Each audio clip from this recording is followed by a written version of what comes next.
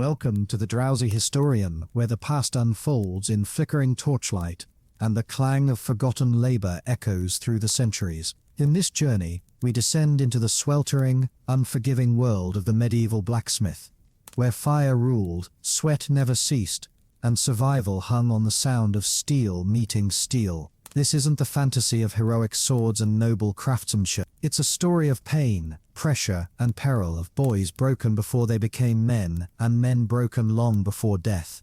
Tonight's tale begins not with a battle but with the first clang of a hammer at dawn. Chapter 1, Forged in Fire.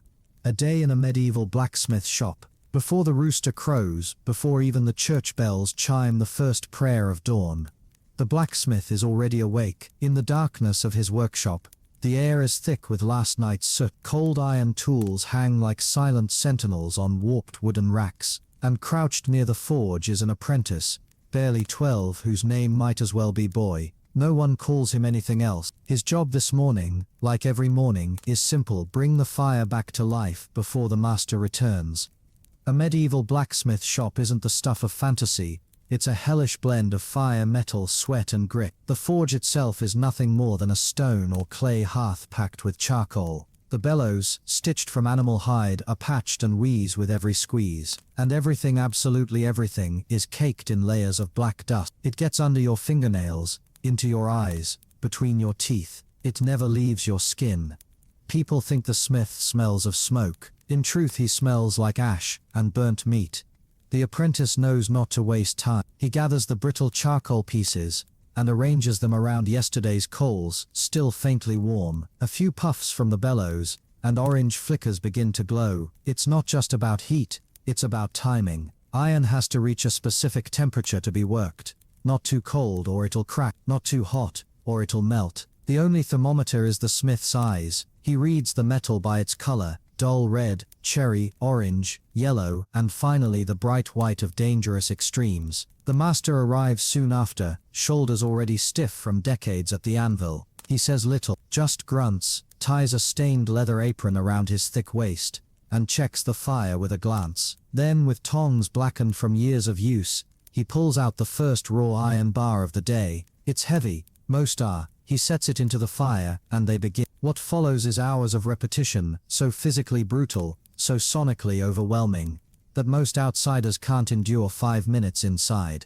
The hammering never stops. Bang, bang, bang. Each strike is calculated, flattening here, stretching there. The anvil rings with every hit, the echo bouncing off the stone walls, vibrating in your bones. Even with ears stuffed with rags, the ringing never truly fades. Most smiths go deaf before middle age. That's not speculation, it's fact. They called it anvil deafness, a badge of honor, or a sentence. The first job today is a horseshoe, not the ceremonial kind you see hanging over tavern doors. A real one, thick and tough, shaped to match the twisted hoof of a warhorse. It has to be precise. A wrong curve can cripple the animal, and if the lord's horse goes lame on a hunt or in battle, it's not just the blacksmith's reputation that's at risk, it's his life. Mistakes in this trade aren't measured in poor reviews, they're paid in beatings or gallows. The shoe is heated until it glows orange, then pulled from the fire and hammered into shape on the horn of the anvil. Sparks fly like fireflies possessed. They land on clothes, skin, hair.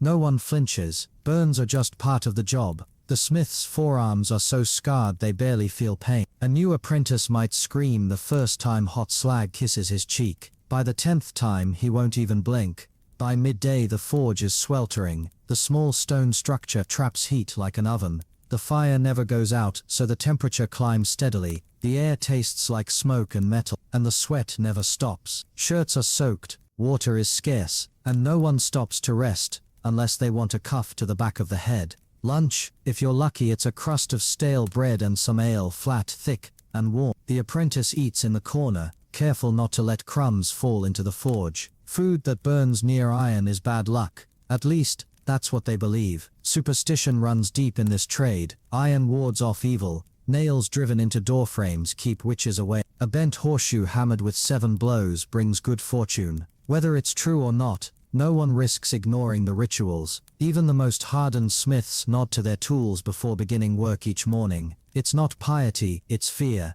After lunch comes the heavy work. making nail. You might not think much of nails, but in the Middle Ages, they were precious. Each one was handmade, cut, and hammered individually. It took a skilled smith nearly a full minute to make a single nail, and buildings, barns, homes, castles required thousands. They were so valuable that when buildings were torn down, the nails were scavenged. In fact, in some places, burning down a house was the quickest way to salvage the iron. Nail theft was a real crime, punishable by law. The boy works on nails while the master shapes a gate hinge for the local abbey. The monastery pays in cheese and wax candles, not exactly a fortune, but enough to keep the forge lit another week. There's no coin in this trade, not for the village smith. Only the royal forges, contracted by kings to arm armies, see true wealth. But their smiths are slaves to quotas, not artists of iron. By now the boy's hands are shaking, his left arm aches from holding tongs, his right is blistered from hammer strikes gone awry, but he dares not. The day's not over until the master says so, and the master doesn't speak unless it's to curse. At dusk, the forge finally dims, the fire is smothered, not extinguished, never extinguished, just covered for the night. The tools are hung back in place, the floor is swept, more out of habit than hope. The dust will settle again by morning. It always does. The master limps home, his boots trailing black prints in the snow. The boy remains. He'll sleep here behind the forge, wrapped in a ragged blanket that smells of soot and old sweat. He'll dream of hammers, or perhaps he won't sleep at all. The anvil rings in his ears, even in silence. It always does. This is a day in a blacksmith shop, not romantic, not noble, just survival shaped in iron. When the sun sets on the forge, the work doesn't truly end. The flames might dim, the hammer might rest, but the echoes of the day cling to everything. The skin, the lungs, the very bones. The boy lies behind the forge, eyes half closed, ribs pressing against the packed dirt floor. He's too young to have dreams, too tired to have hope. Tomorrow will be the same as today, and the day after that, identical. This isn't training, it's endurance. And yet, blacksmiths were essential, more so than almost any other tradesman in the medieval world. From farming tools to battlefield blades, their work touched every aspect of life. A village without a smith was crippled. Without iron, the very rhythm of society broke. Ploughs couldn't cut fields, horses couldn't be shoed, soldiers couldn't fight, doors couldn't hinge, and carts couldn't roll. The smith was the unsung heartbeat of civilization, beating through smoke and sweat. But with that importance came relentless pressure. Every piece had to function. A misaligned plough blade meant wasted crops. A soft sword snapped on the battlefield. A cracked horseshoe could cost a nobleman his prized steed. In a world where superstition mingled with survival, the blacksmith was expected to produce not just goods but perfection. To keep up, many smiths trained their own children in secret. Sons who could barely hold a hammer, and daughters kept hidden from guild eyes. Women weren't officially allowed in most blacksmithing guilds, but in rural shops, necessity trumped rules. If your arms could pump bellows and your hands could grip tongs, you worked. And if a child could save a minute of labor, they were dragged from their beds at dawn. Childhood ended early here. Inside the forge, the tools had personalities. The hammers had names. The master's favorite was a thick-headed maul, he called Widowmaker. He said it split more helmets than sickness ever could. His tongs were bent from years of iron gripping, their jaws warped like old teeth. The chisels, barely sharper than a butcher's cleaver, were endlessly reworked, filed down, reforged, reshaped. Tools were expensive. Losing one could ruin a week's earnings. Some smiths even tied their hammer to their wrist with twine, terrified of dropping it into molten slag. And then there were the injuries. Burns were constant on hands, arms, legs, even faces. If you leaned too far while checking the color of a blade in the coals, a flash of fire might greet you. There were no salves, no clean bandages, no cold compresses. If you got burned, you kept working. Infection was common, fingers went black and fell off. Eye injuries, even worse. A single spark could blind. Some old smiths wore iron patches over ruined sockets. They were called half men, half a smith, half a ghost. But none of this deterred the demand. Iron ruled the world. Bronze had died long ago. Steel, refined and tempered, was the future. A blade folded properly could pierce mail, slice through bone, hold its edge in 5 battles. Kings would pay handsomely for that, but not village lords. They expected miracles on a baker's coin, and if a blade snapped they sent soldiers, not servants. It wasn't uncommon for smiths to work for days without sleep. War season, late spring into summer, brought relentless orders. Arrowheads by the hundreds, axes for footmen, spears for cavalry, and spiked maces for those who wanted something more brutal. The forge glowed red well past midnight. The village asleep while iron screamed into shape. Children were roused to carry water, wives turned bellows while husbands hammered. Everyone bled for the order. Everyone paid. The guilds in bigger cities were even worse. Their blacksmiths had ranks. Apprentices, journeymen, masters. To rise you needed a masterpiece, a flawless object judged by a council of elder smiths. Some men spent a decade perfecting theirs, others never passed. Failure didn't just bruise pride, it meant you stayed a journeyman, earning half wages, forever begging shop owners for space at their hearths. The system crushed many, some snapped. There are records, real ones, of rejected journeymen storming into guild halls with half-made swords, swinging at the judges. Back in the village, the smith's work extended beyond tools. He was the fixer of locks, the binder of broken wheels, the one who mended gates and recast bells. He even made shackles for the jailer, branding irons for the Lord's steward, and occasionally torture instruments for the sheriff. That last part, no one talked about it, but everyone knew. Despite all this, the blacksmith had no noble stand. He didn't sit with the merchants or feast with the reeve. His hands were black, his face rough, his clothes stinking of soot. At church he stood in the back. At feasts he served. And if he married, it was usually to a widow, a servant girl or another craftsman's cast-off. No noblewoman ever married a smith.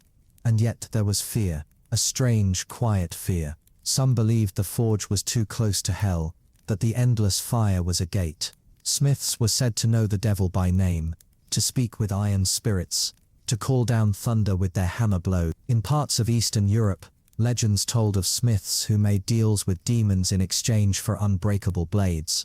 One tale speaks of a man who forged a sword so sharp it could cut sound, but every time it struck it took a year from his life. He died before 30. Even in England, blacksmiths were buried outside church walls, not because they were evil, but because the ground near the forge was already hallowed by iron. Some priests said that if you tried to bury a smith in sacred soil, his ghost would return to finish his final blade. Back to the boy. He doesn't know any of this. He just knows he has to survive. His fingers are raw, his feet ache, his ears still ring, but in his pocket is a small bent nail. His first. He made it when the master wasn't looking. It's crooked and useless, but it's his. He hides it in a crack in the forge wall. One day, he swears, he'll make a sword, one that kings would fear, but not yet. For now he'll sleep next to the coals, and pray the fire doesn't die before morning. Chapter 2, The Apprentice's Curse. The word apprentice might sound quaint now. A young lad in a leather apron, learning an honest trade under the wise eye of a seasoned master. But in the world of medieval blacksmithing, apprenticeship was nothing short of indentured servitude, and it began young, sometimes as early as age 7, but more often by 10 or 11, when a boy could just barely lift a hammer but had already stopped crying when he fell. At that age, tears were useless currency. The day your father led you to the forge and handed you over was the last day you were truly a child. There was no ceremony, no contract you could read, no questions asked. You were now boy not by name but by function. You'd be fed, occasionally clothed, and allowed to sleep near the forge if you were lucky. In return you gave up your body for 10, sometimes 15 years of grueling, soul-breaking labor. It wasn't a job. It was survival training for one of the harshest trades in Europe. The apprenticeship system was formal in towns and cities with guilds, but in rural villages it was often informal, even brutal. A blacksmith with a bad back and no son of his own might take on a boy in exchange for loyalty or debt settlement. Sometimes orphans were claimed from monasteries or workhouses. Others were simply sold off. It wasn't slavery, but it wasn't far. Your first day you didn't touch iron, you cleaned the floors, you swept up ash, scrubbed soot from walls with vinegar-soaked rags, and emptied the forge of yesterday's coal waste. Then you hauled buckets of water from a freezing well 24 paces away. You did it barefoot in winter because you didn't yet own boots. And if you spilled it, the master dumped the remainder on your head and sent you again. Then came the bellows. You learned quickly that keeping the fire alive was more important than food, than breath, than prayer. A dying fire was a dead forge, and a dead forge was a master's rage. The bellows were large, unwieldy and stiff, stitched from animal skin and weighted with timber slats. It took both arms, your back and your knees to operate them for hours on end. If your rhythm faltered, the master shouted. If your hand slipped, he struck. The blacksmith never apologized, never praised, never explained. He simply expected. You were not a student. You were a tool like a tong or a hammer, and you were replaceable. In towns, apprentices lived above the shop or in lean-tos nailed to the smithy wall. In villages, they often slept in corners or under the forge itself, curled near the cooling coals for warmth. Their blankets were rags, their beds the dirt floor.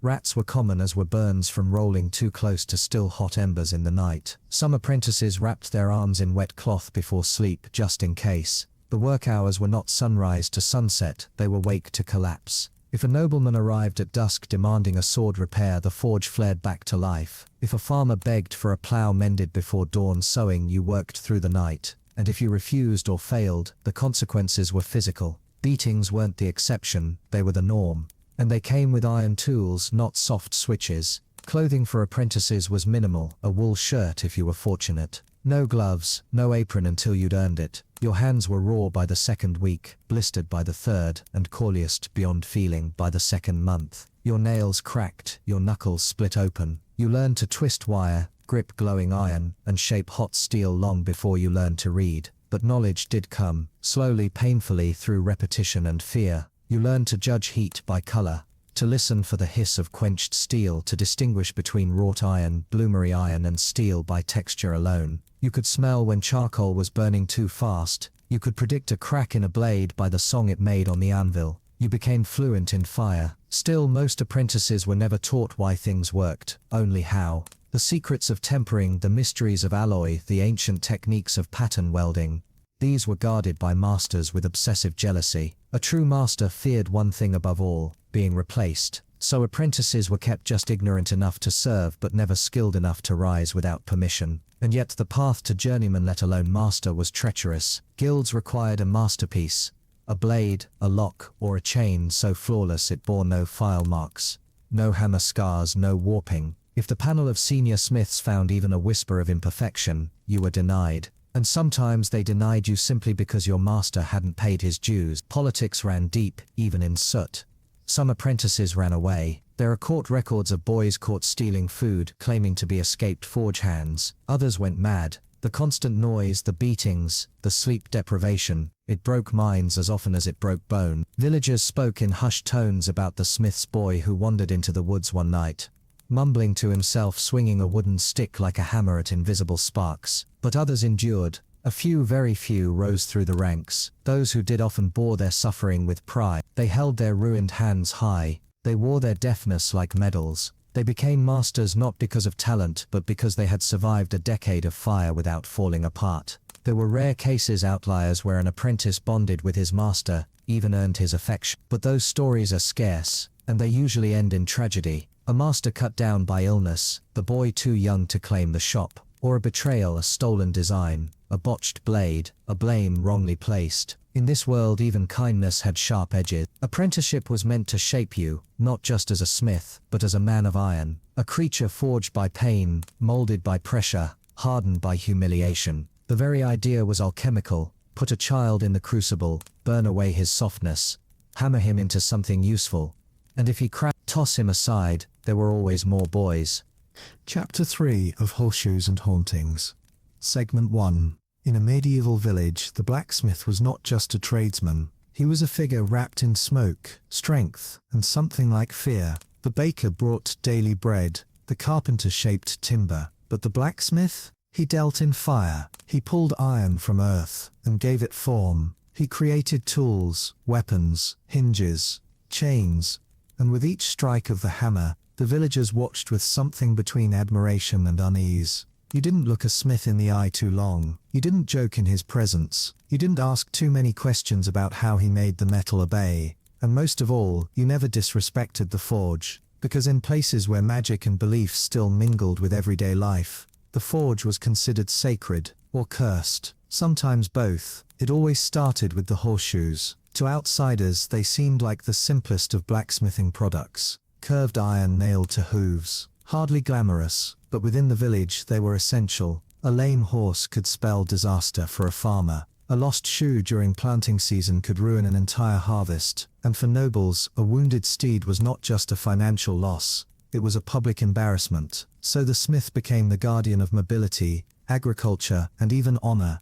Each horseshoe had to be custom fit. No two hooves were the same. Some were cracked, twisted, or uneven. The smith had to examine the leg, clean the hoof, and then shape hot iron around a curved horn to match the shape exactly. If the shoe pinched, the horse would limp. If it was too loose, it would fall off. And if it injured the animal's foot, the blame lay squarely on the blacksmith's shoulders. In some cases, a noble's temper could turn lethal. There are documented punishments for smiths whose shoes injured.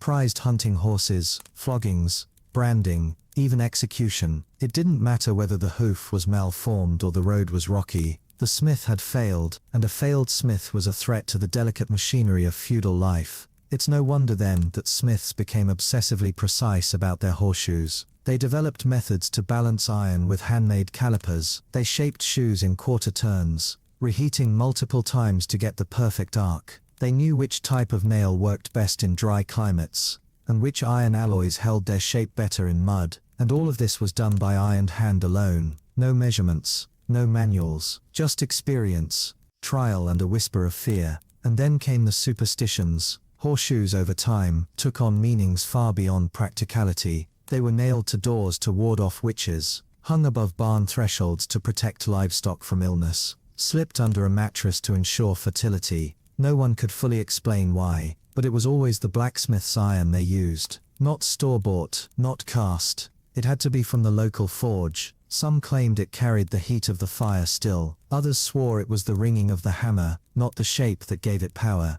This belief placed the blacksmith in a strange social limbo. He was needed, respected, and often feared. Children were warned not to steal from his scrap pile lest they go blind. Women brought cloth offerings to hang near his anvil in exchange for safe childbirth. And when the harvest failed or cattle died, some villagers whispered that the forge had gone unclean, that the blacksmith had displeased the spirits of metal. Some forges had charms nailed into their walls, twisted iron knots, serpents, or crude depictions of faces. These weren't decorations, they were protections, meant to keep away misfortune and sickness. It was believed that the forge, once lit, could become a beacon for things best left undisturbed. Spirits, old gods, echoes of the underworld. And so long as the fire stayed burning, the village stayed safe. But if it ever went out for too long, even the sound of the forge was believed to carry meaning. The ringing of hammer on anvil echoed far beyond the shop walls. Some believed it drove away the dead.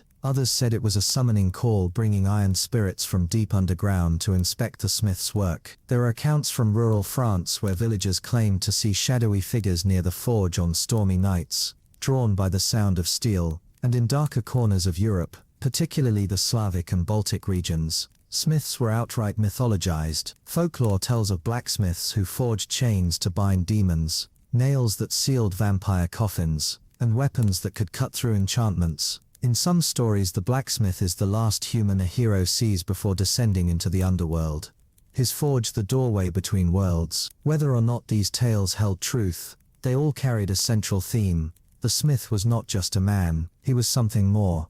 But all myths aside, the day-to-day reality of a blacksmith in a medieval village was exhausting. He had no apprentices unless he could feed them, no assistants unless he could clothe them. He often worked alone. When a wagon wheel broke, the farmer didn't wait patiently. When a lock jammed, the merchant demanded urgency. And when the Lord's steward arrived with a bent sword, he expected immediate correction. There were no weekends, no rest days. If your forge went cold, someone else's fire would take your work. And if you did good work, you were thanked with silence. Praise was rare, payment delayed, meals humble. The smith who made tools for the whole community often ate less than the men who used them. Still, the forge offered one thing that no other trade could control. Inside the shop, with the fire roaring and the hammer in hand, The blacksmith answered to no one. The laws of iron didn't bend for lords or bishops. The metal obeyed heat, time and strength alone. And in a world ruled by birthright and bloodlines, that was a rare kind of freedom. Outside, the villagers whispered tales of the smith's temper,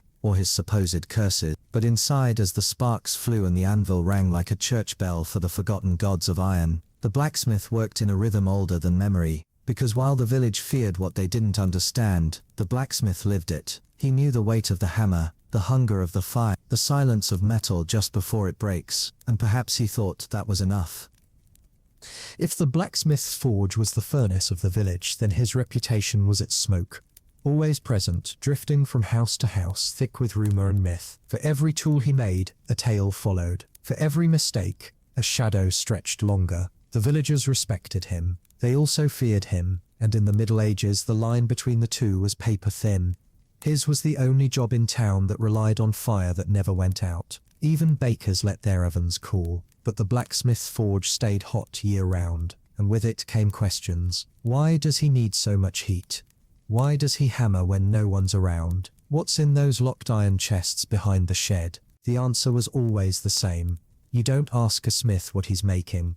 You just wait for it to be done, and you never enter the forge uninvited. To do so was to risk more than burns. Some said that the ringing of the hammer created a spiritual boundary like the sound of church bells. It marked the blacksmith's domain. Cross it without permission and the metal spirits might follow you home. These weren't quaint tales for children. Adults believed them. People avoided walking too close to the forge wall at night. Mothers whispered iron prayers if their children strayed too near. Blacksmiths didn't help their own reputations. Some leaned into the fear, wearing scorched leather hoods, carving strange symbols into their door lintels, muttering to themselves as they worked. It wasn't madness, it was protection, because even the smith didn't always understand the metal. Sometimes it bent wrong, cracked without cause or hissed as if breathing. Iron had moods, you had to treat it with respect. In some regions, blacksmiths were considered immune to certain evils. Witches couldn't curse them, demons couldn't touch them. The iron, it was said, guarded their souls. This made the smith a kind of village exorcist, whether he liked it or not.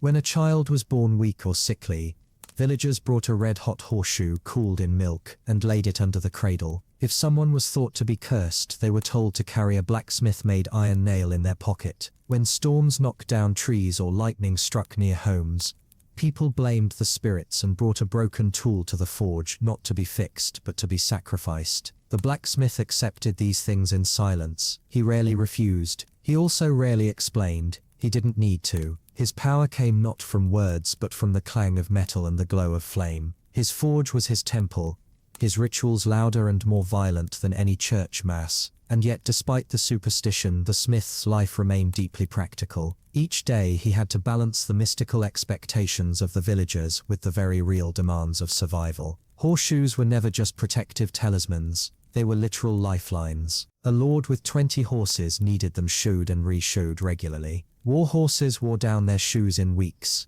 Farmers begged for emergency repairs during harvest. Traders passing through town demanded rest work. It was constant, exhausting, dirty. Even worse, many villagers didn't truly understand the work. They saw a few hammer strikes and assumed the shoe was ready. They didn't grasp the dozens of steps behind the final product, measuring the hoof, flattening the bar stock, curving it around a makeshift horn, punching the nail holes, cooling it evenly. Nor did they appreciate the danger. If the iron was too hot when fitted, it could burn the hoof and lame the animal. Too cool and it wouldn't mold properly. The smith had to ride a line of heat and instinct and be blamed anyway if something went wrong. Then came the social pressure. In small villages, gossip spread like fire. If a cart broke and the iron axle was at fault, everyone knew within hours. If a horse limped after shoeing, the smith's name was whispered in barns and bakeries alike. A single bad week could ruin a reputation, and without trust, the forge grew cold. No clients meant no income, no fuel, no food. So the smith worked harder, longer. He avoided public places. He kept his apprentices quiet. He delivered tools without conversation. Over time he became less of a man and more of a legend, the figure behind the flames.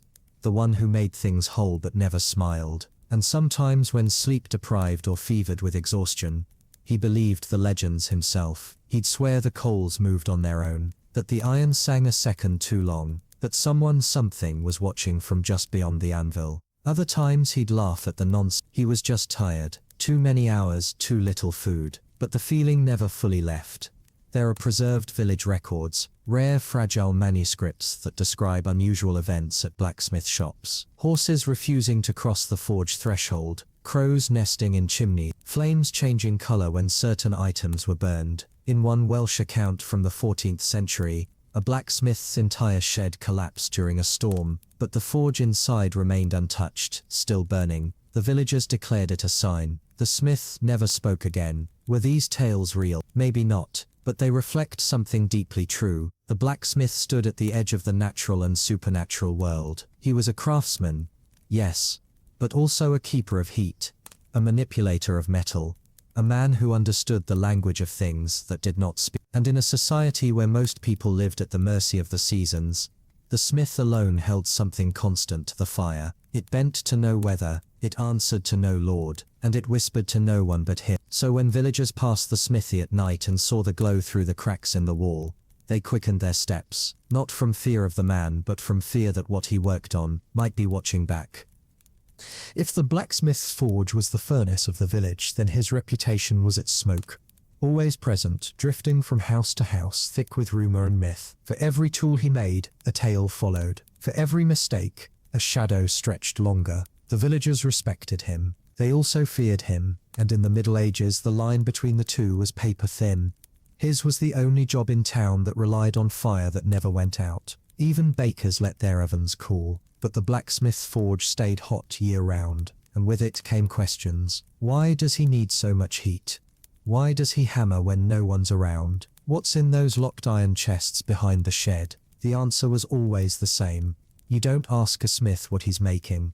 You just wait for it to be done, and you never enter the forge uninvited. To do so was to risk more than burns. Some said that the ringing of the hammer created a spiritual boundary like the sound of church bells. It marked the blacksmith's domain. Cross it without permission and the metal spirits might follow you home. These weren't quaint tales for children. Adults believed them. People avoided walking too close to the forge wall at night. Mothers whispered iron prayers if their children strayed too near. Blacksmiths didn't help their own reputations. Some leaned into the fear, wearing scorched leather hoods, carving strange symbols into their door lintels, muttering to themselves as they worked. It wasn't madness, it was protection, because even the smith didn't always understand the metal. Sometimes it bent wrong, cracked without cause or hissed as if breathing. Iron had moods, you had to treat it with respect. In some regions, blacksmiths were considered immune to certain evils. Witches couldn't curse them, demons couldn't touch them. The iron, it was said, guarded their souls. This made the smith a kind of village exorcist, whether he liked it or not.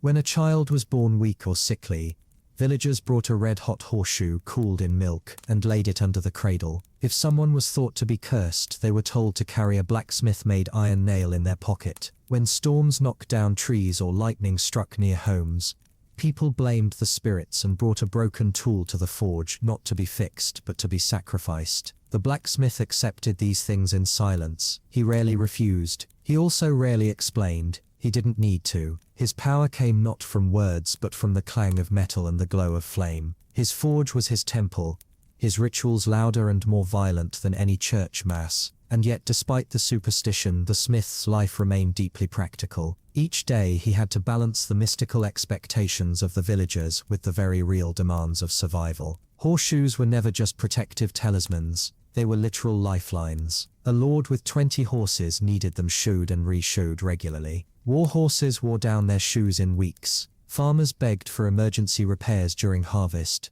Traders passing through town demanded rest work. It was constant, exhausting, dirty. Even worse, many villagers didn't truly understand the work. They saw a few hammer strikes and assumed the shoe was ready. They didn't grasp the dozens of steps behind the final product, measuring the hoof, flattening the bar stock, curving it around a makeshift horn, punching the nail holes, cooling it evenly. Nor did they appreciate the danger. If the iron was too hot when fitted, it could burn the hoof and lame the animal. Too cool and it wouldn't mold properly. The smith had to ride a line of heat and instinct and be blamed anyway if something went wrong. Then came the social pressure. In small villages, gossip spread like fire. If a cart broke and the iron axle was at fault, everyone knew within hours. If a horse limped after shoeing, the smith's name was whispered in barns and bakeries alike. A single bad week could ruin a reputation, and without trust, the forge grew cold. No clients meant no income, no fuel, no food. So the smith worked harder, longer. He avoided public places. He kept his apprentices quiet. He delivered tools without conversation. Over time he became less of a man and more of a legend, the figure behind the flames.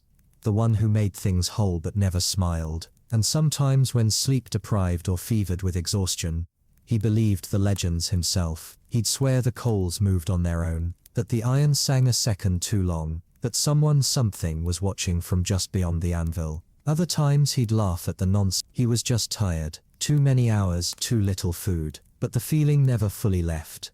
There are preserved village records, rare fragile manuscripts that describe unusual events at blacksmith shops. Horses refusing to cross the forge threshold, crows nesting in chimney, flames changing color when certain items were burned. In one Welsh account from the 14th century, a blacksmith's entire shed collapsed during a storm, but the forge inside remained untouched, still burning. The villagers declared it a sign. The smith never spoke again. Were these tales real? Maybe not, but they reflect something deeply true. The blacksmith stood at the edge of the natural and supernatural world. He was a craftsman, yes, but also a keeper of heat, a manipulator of metal, a man who understood the language of things that did not speak. And in a society where most people lived at the mercy of the seasons, the smith alone held something constant, the fire. It bent to no weather, it answered to no lord, and it whispered to no one but him. So when villagers passed the smithy at night and saw the glow through the cracks in the wall,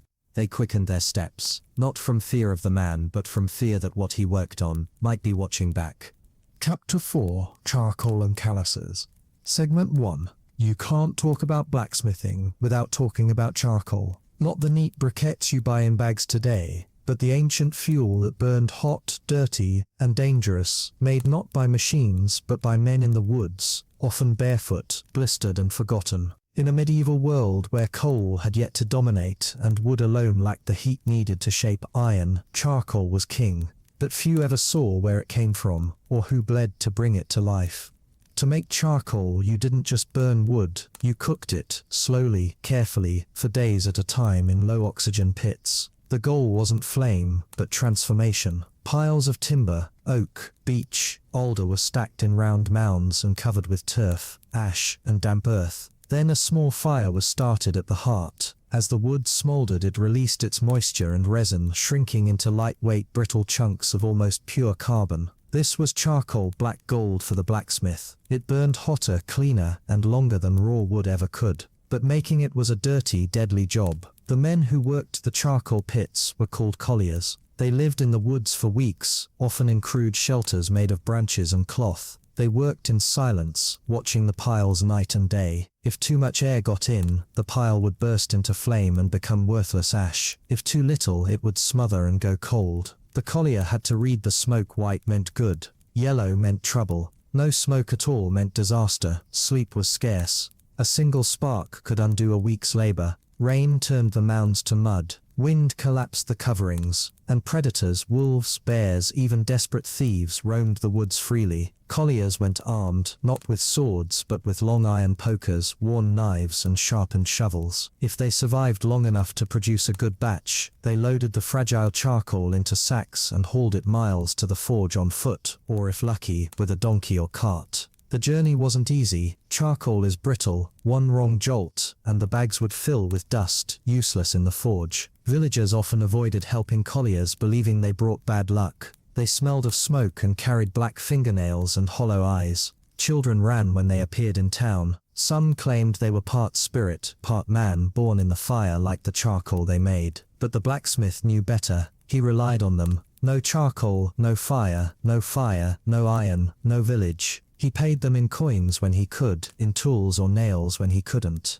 And when the charcoal arrived, it was treated like treasure, stored off the ground, kept dry under thatched eaves and handled with care. Even the apprentices were taught to respect it. Drop a sack and you'd be whipped. Let it get wet and you'd be cursed. There was no forgiveness for wasted fire. Once inside the forge, the charcoal transformed again, this time from fuel into fury. It was shoveled into the hearth, stacked like crooked teeth, and lit with dried straw and a twist of linen soaked in oil. Then came the bellows, pumping rhythmically, feeding oxygen into the heart of the pile. Within minutes, the temperature soared past 1000 degrees Celsius, hot enough to bend iron, melt lead and cook flesh in seconds. The forge glowed orange, then white, then nearly blue. The roar of the flame drowned out all other sound. The charcoal was alive, but it was also hungry. A smith might burn through 15 to 20 pounds of it a day, more during war seasons or rush jobs. That meant constant replenishment, more deliveries, more collier labor, more risk.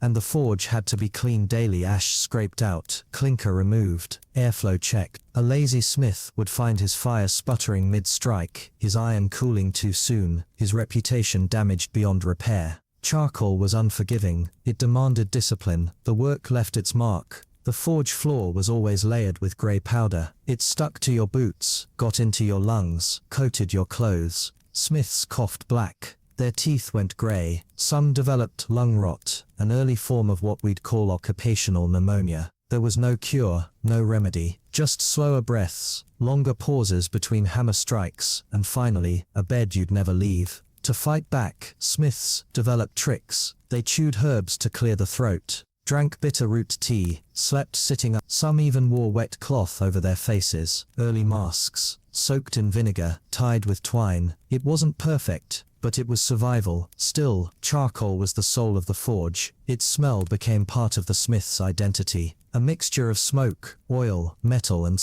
you could smell a blacksmith from across a field. It wasn't just stink, it was signature. It said, I work the fire, I make the world move, I bear the burns so you don't have to. And the hands. The calluses from working with charcoal were unique, deep, cracked, always dirty. No amount of scrubbing could remove the black lines in the palm folds, like natural tattoos. The fingertips grew thick and numb, the nails warped. In winter, the cracks bled. In summer, they itched with ash. But to a blacksmith, they were medals, proof that the fire had accepted you. Even apprentices learned early that charcoal wasn't just fuel, it was a test. Could you shovel it fast enough without stirring up too much dust? Could you stoke the fire without wasting it? Could you tell the difference between good charcoal and rotten, damp, spoiled stock that would ruin a day's work? There were stories of forges that went cold for days after receiving bad charcoal. Tools cracked, iron refused to bend, tempering failed. Some said the fire had a memory, that if it was mistreated, it would turn against the smith, making everything wrong until the fuel was made right again.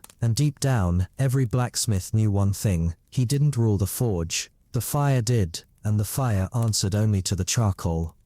By the time the forge hit full heat, there was no mistaking it. Your breath turned harsh, your skin turned slick, and the sound of the fire became a second heartbeat. Charcoal wasn't just a material, it was a presence, a living thing inside the forge. The blacksmith respected it, feared it, and depended on it. Without charcoal, he was nothing but a man with a hammer and a dream, both useless in a cold shop. But charcoal was also expensive, both in coin and in labor. A village blacksmith went through huge amounts of it. If he was shoeing horses, fixing plows, making nails, or shaping blades, he needed fuel, constant, reliable, dry charcoal. In summer, delivery slowed because roads turned to dust and heat sparked wildfires. In winter, the pits froze over and charcoal came wet or not at all. A clever smith stored extra, but there was never enough space, never enough sacks, and too much demand. And if the local collier died, disappeared, or went rogue, the forge could go dark for weeks. Some smiths tried making their own. They dug shallow pits behind their shops, piled chopped wood, covered it with soil and ash, and prayed, but it rarely worked. Colliers had their own secrets: timing, layering, types of wood, wind direction. It was a craft of its own. One wrong decision, and the entire mound caught fire, leaving only ash. Worse, poorly made charcoal could burn unevenly, releasing more smoke than heat, or worse, producing sparks that caused forge fires. Yes, forge fires. Even though the blacksmith worked in fire, he dreaded one thing above all: a runaway blaze. The forge was controlled chaos. but if a sack of charcoal caught improperly, or wind blew hot coals onto dry thatch, the entire building could burn in minutes, and because most medieval forges were attached to homes or barns, the damage spread fast. In a single English village, a forge fire in 1292 destroyed 8 buildings and killed a horse. The blacksmith was fined, exiled, and his anvil was buried outside the village walls. Cursed, they said. This fear bled into rituals. Some blacksmiths anointed the first sack of charcoal of the season with ale or wine. Others tossed 3 iron nails into the first flame as an offering to the forge spirits. In Wales, smiths whispered a phrase to the bellows before the first pump of the day, part prayer, part warding. No one taught these things in guild manuals. They were passed down in grunts, gestures, scars. Charcoal also influenced the very layout of the forge. The hearth had to be built deep and wide to hold it. The bellows had to be long enough to control airflow from the sides, not over top to avoid igniting it too quickly, and the chimney, or more often, a hole in the roof, had to vent smoke constantly, or risk choking the workers. Even then, the forge filled with fine dust. It floated in the air, settled in your lungs, coated every bite of food. You didn't eat in the forge because of heat. You avoided it because of ash. Children who worked near charcoal fires aged faster, their teeth blackened early, their skin already burned from the forge, dried and cracked under the charcoal's invisible film. In towns where hospitals recorded symptoms, forge boys often developed what they called char breath, a slow, rattling cough that got worse with age. By 30, many couldn't walk without wheezing. By 40, most were dead.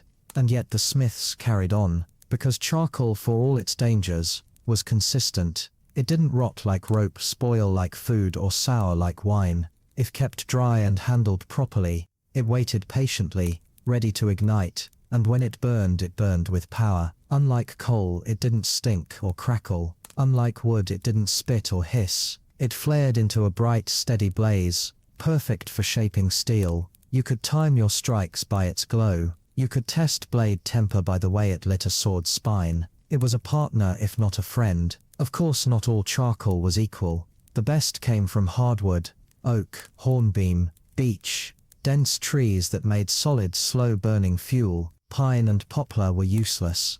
Alder was unpredictable. A master smith could tell by weight and feel which charcoal would last. Apprentices were tested by smell. Good charcoal had a dry, sweet scent. Bad charcoal smelled of rot or smoke. A boy who failed to spot the difference could ruin an entire week's work. There were times when the smith had to stretch supplies. During war, famine, or plague, charcoal deliveries stopped. The roads were unsafe. Colliers died. Carts were stolen. Then came desperation. Smiths burned furniture, fences, even old tools, anything that could keep the fire alive. One record from 1348, during the Black Death, notes a smith who used church pews to keep his forge lit. He was excommunicated, but his fire stayed hot. And yet, for all this effort, smiths rarely earned respect for managing their charcoal. Clients praised the sword, the horseshoe, the plough. They never asked what kept the fire going. The charcoal was invisible labor, silent, dirty, taken for granted. But every smith knew the truth. His success, his survival, his entire craft stood not on steel or strength, but on blackened, carbonized wood, dug from muddy pits by silent men with blistered hands. The boy in our story, now nearing his 6th year under the hammer, learns this the hard way. One winter his master sends him into the woods, with a handcart and 2 shillings. Get charcoal, or don't come back. He walks 12 miles in snow, trades all the money, and returns with sacks soaked from sleet. The forge won't lie. His master says nothing, just takes a hot brand and presses it near the boy's palm. Not hard, just close. A warning, not a punishment. The boy never forgets. Years later, when he's old enough to run the fire himself, he dries the charcoal above the forge before use. He weighs each sack. He learns which collier lies about his batches, and which one prays over them. He knows now the fire may live in the forge, but its heart is buried deep in the woods. And if the heart dies, so does the forge. Chapter 5. Bellows, Burns, and the Blistered Back. If fire was the soul of the medieval forge, The bellows were its lungs, and someone had to breathe for it. That someone was rarely the blacksmith himself. More often it was the apprentice, the lowest of the low, sentenced to hours of back-breaking motion to keep the forge alive. Before he ever learned to hammer a nail or shape a hinge, he learned to move air. The bellows weren't small, they were enormous, sometimes 6 or 7 feet long, crafted from wooden boards and stretched animal hide, sealed with glue made from boiled hooves. A wooden handle, usually worn slick with sweat and soot, extended from the bottom. Some bellows were single-chambered, others dual, connected to a valve that funneled wind directly beneath the coal bed. The action was simple: pull down, then push up. But the work, that was anything but. Operating a forge bellows was less like pumping a handle and more like rowing against a tide that never ended. You worked in rhythm with the fire, not your own body. Too slow and the coals cooled. Too fast and you wasted fuel. The sweet spot where heat and airflow balanced perfectly had to be learned through blisters. You listened to the hiss of the fire,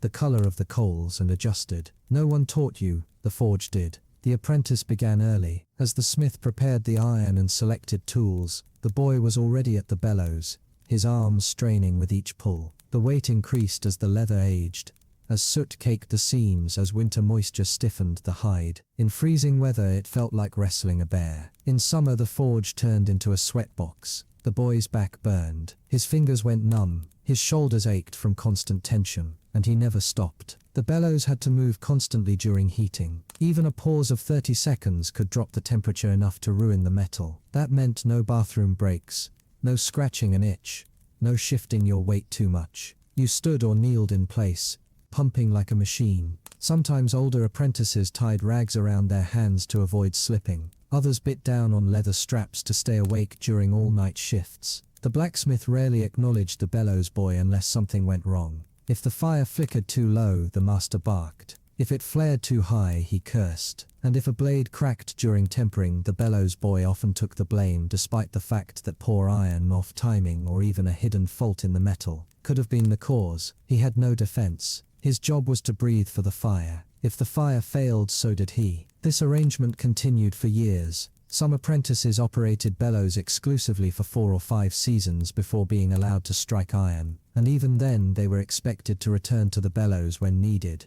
especially during busy seasons. War campaigns, market orders, or harvest repairs all demanded extended hours. At those times the boy slept in shifts of 10 or 20 minutes between jobs, his arms still trembling in his sleep from the rhythm of the bellows pull. The physical toll was immense. Repetitive motion wore down the joints early. Some boys developed shoulder deformities with one side of their back visibly raised from constant one-directional motion. Others experienced swelling in the knees and elbows, known in later medical texts as Smith's bend. It was painful, chronic, and permanent. No remedy existed beyond rest. And rest wasn't an option. Then there were the burns. Because the bellows operated close to the hearth, sparks and embers often leapt from the coals. A stray spark could land on an apprentice's hand, neck, or face. Many bore tiny white scars across their cheeks like freckles made of flame. Some lost eyebrows, some eyelashes. A few lost vision in one eye after slag popped unexpectedly. The forge was a dragon's den and the bellows boy was its servant. And yet few spoke of the danger. It was part of the job, as natural as hunger or thirst. Injuries were expected. Apprentices who whined were replaced. If you couldn't handle heat, you didn't belong near the fire. That was the law of the forge. The bellows themselves were temperamental. The leather cracked if stored poorly. The seams loosened in high humidity. Insects chewed the hide. Mice nested inside them if left unused for too long. Maintaining them became part of the apprentice's daily duties. Oiling the leather with tallow, checking valves for leaks, patching seams with waxed thread. Failure to maintain the bellows could stop all work, and the punishment was always swift. Some masters upgraded to water-powered bellows, a luxury reserved for larger urban forges or noble estates. These machines, driven by small wheels turned by streams, could operate continuously without a boy behind them. But most rural smiths had no access to such wonders. Theirs was a manual life, and the bellows were their burden. Interestingly, bellows also became cultural symbol. In medieval manuscripts, the image of the bellows represented not only blacksmithing but breath, spirit, even divine fire. Religious allegories used the forge as a metaphor for God's refining fire. and the bellows as the Holy Spirit breathing life into the soul. But for the boy at the forge there was no poetry in the motion, only pain, repetition, and survival. There were moments, however, when the boy felt power in it. As he pumped, the forge flared. The room lit up. The metal inside the coals began to glow white, singing with heat. He could feel for an instant like a magician. He had summoned this, fed it, controlled it. Without him, the fire would die. Without him, the smith was powerless. But the moment always passed. The fire demanded more. The bellows handle waited. The work never ended. And over time, the boy's arms thickened. His fingers curled. His back hunched. And he became what the forge required. Another living part of the machine. The lungs of the fire. The years of bellows work left invisible scars long after the blisters faded. By the time an apprentice was promoted to journeyman, if he made it that far, his spine was already stiff, his shoulders rolled forward, and his wrists ached even at rest. It was common among smiths of all ages to walk with a shuffle, one foot slightly dragging, not from age but from 1,000 micro-injuries no one could afford to treat. In those days there were no physicians for craftsmen. Apothecaries charged far more than a village smith could afford. Barbers who also performed minor surgeries were untrained in muscular or skeletal injuries. If your back hurt, you rubbed it with pig fat. If your joints locked, you soaked in hot urine and hoped for the best. If your hands went numb from nerve damage, you switched hammers, or trained your other arm until that one failed too. The worst injuries were the ones no one could see. Chronic strain turned bones brittle. Years of hunching over anvils or crouching at bellows compressed the spine.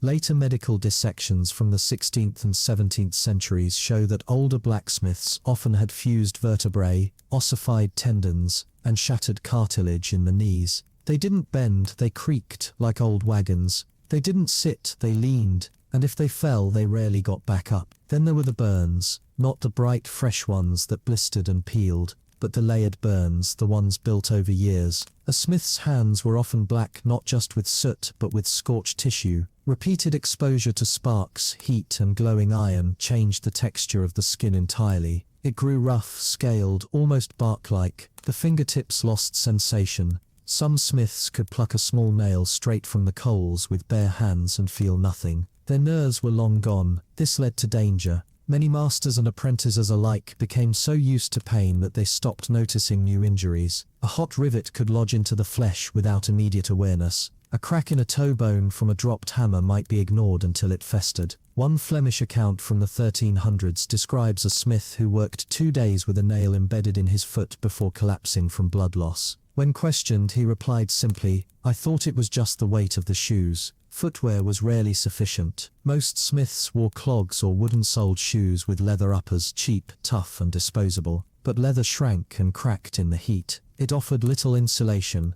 A stray coal under the sole could scald the foot through. Some smiths padded their feet with straw, but it wore thin fast. Wealthier forgers, often in towns, might allow boots reinforced with iron toe caps. But these were rare and often reused for decades, mismatched and ill-fitting. The forge itself added to the injury. The anvil stood at a fixed height, no adjustments, no ergonomics. Smiths adapted to it, not the other way around. Taller men had to stoop, shorter ones had to strike upward. Reaching over it dozens, hundreds of times a day put a strain on the lower back and neck. Some masters added wooden platforms for smaller apprentices to stand on, but these were often slippery from soot and could tip easily. The rhythmic nature of the work made matters worse. Every hammer blow was an impact not just on the iron, but on the smith's joints. Elbows absorbed shock, shoulders tightened. Over time, the repetitive trauma caused inflammation. In modern terms, we'd call it tendinitis or carpal tunnel. In the medieval forge, they called it the stiffening. It came with age, or more accurately, with years of work, regardless of how young you were. Beyond the physical damage, there was the heat itself. A forge ran hot, very hot. The smith stood inches from 1,200 coldest flames for hours. There were no fans, no ventilation systems, only open windows or chimney holes. The room filled with heat, then smoke, then vaporized iron oxide. The lungs took it all, and while younger apprentices could cough it out, older smiths wheezed and sputtered constantly. Their voices turned gravelly, then faded. Some coughed up blood, others simply died in their sleep, smothered by lungs no longer strong enough to handle another day. And yet, despite the pain, the injuries, the decay, smiths kept working. Why? Because there was no retirement, no pensions, no savings. You worked until you couldn't lift a hammer. Then, if you were lucky, your apprentice let you sit near the forge and advise. If you were unlucky, you were replaced, pushed out, forgotten. Sometimes former smiths ended up begging outside taverns, wearing bits of their old apron as proof of their trade. Others joined monasteries as lay brothers, tending gardens or washing floors, their hands still black from decades of iron. But most stayed near their forges, even if only to sweep the floors or light the morning fire. They couldn't leave, not because they were needed, but because they didn't know how to live without the flame. There were stories, quiet, passed down through forge lines, of old smiths who, sensing their time was near, walked into the forge one last time at night. They stoked the fire, placed one last piece of iron in the coals, and never emerged. In the morning, the apprentices would find only ash and a cooling anvil. These were likely just tales, but every blacksmith believed, and maybe in a trade so brutal, so unforgiving, disappearing into the fire seemed like the kindest exit. The boy we follow, now a lean, hardened teenager, feels these truths growing inside him. His back aches after only a few hours of striking. His arms throb at night, his palms crack in the cold, and sometimes when he breathes in too deeply after a day of stoking the fire, he tastes iron in his throat. He says nothing. The master wouldn't listen. The fire doesn't care, and the village expects its horses shod and plows sharpened. So he pumps the bellows again. He stands a little closer to the heat. He waits for the metal to glow, and he endures, because the forge never rests, and neither does the man who feeds it. Chapter 6. The Sound of Suffering.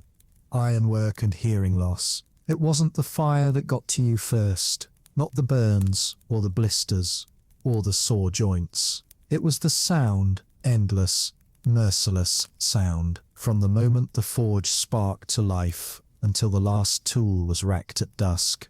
The hammer never stopped ringing. The anvil, that sacred altar of ironwork, was not silent. It screamed, and in the medieval forge there was no protection, no earplugs, no muffling walls, just stone, iron, echo, and flesh. The blacksmith's world was built on percussion. Each blow of the hammer was a calculated collision force, meeting resistance, heat meeting form. The clang rang out sharp and metallic, vibrating not just through the forge, but through the skull. It echoed in the chest cavity, throbbed behind the eyes, and wormed its way into the ears, until there was nothing left but the pulse of metal against metal. Not a minute passed without a strike, not an hour passed without a sequence of them. It was not music, it was punishment. For the apprentice, this began as a nuisance, a dull ache behind the ears, a strange ringing at night. But over time the ringing didn't go away. It got louder, even in silence, especially in silence. The phantom noise remained, an ever-present reminder that the forge had taken something, not by force but by erosion, a slow theft of the senses. Blacksmiths knew this. They didn't speak of it, but they recognized the signs, the blank stares when a question was asked, the missed cues, the inability to hear footsteps behind them or the snap of a burning timber. They called it forge deafness or iron ear, and though it wasn't fatal, it was permanent.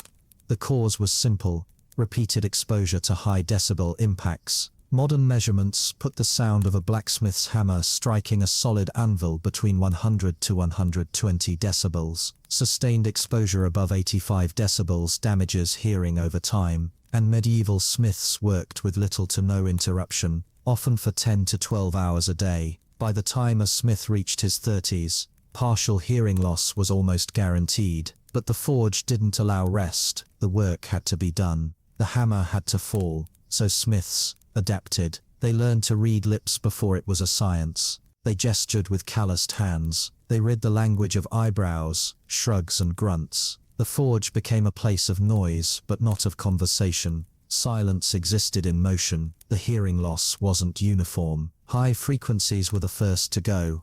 Birds, women's voices, the crackle of distant fire. Then came the mid's footsteps, the low murmur of speech. In the end, all that remained were the deep tones. The ones felt more than heard. The thud of a door closing, the vibration of a wagon passing on stone, the heartbeat of the anvil. There were attempts, rudimentary and rare, to soften the damage. Some smiths stuffed wool into their ears. Others worked with cloth wrapped around their heads.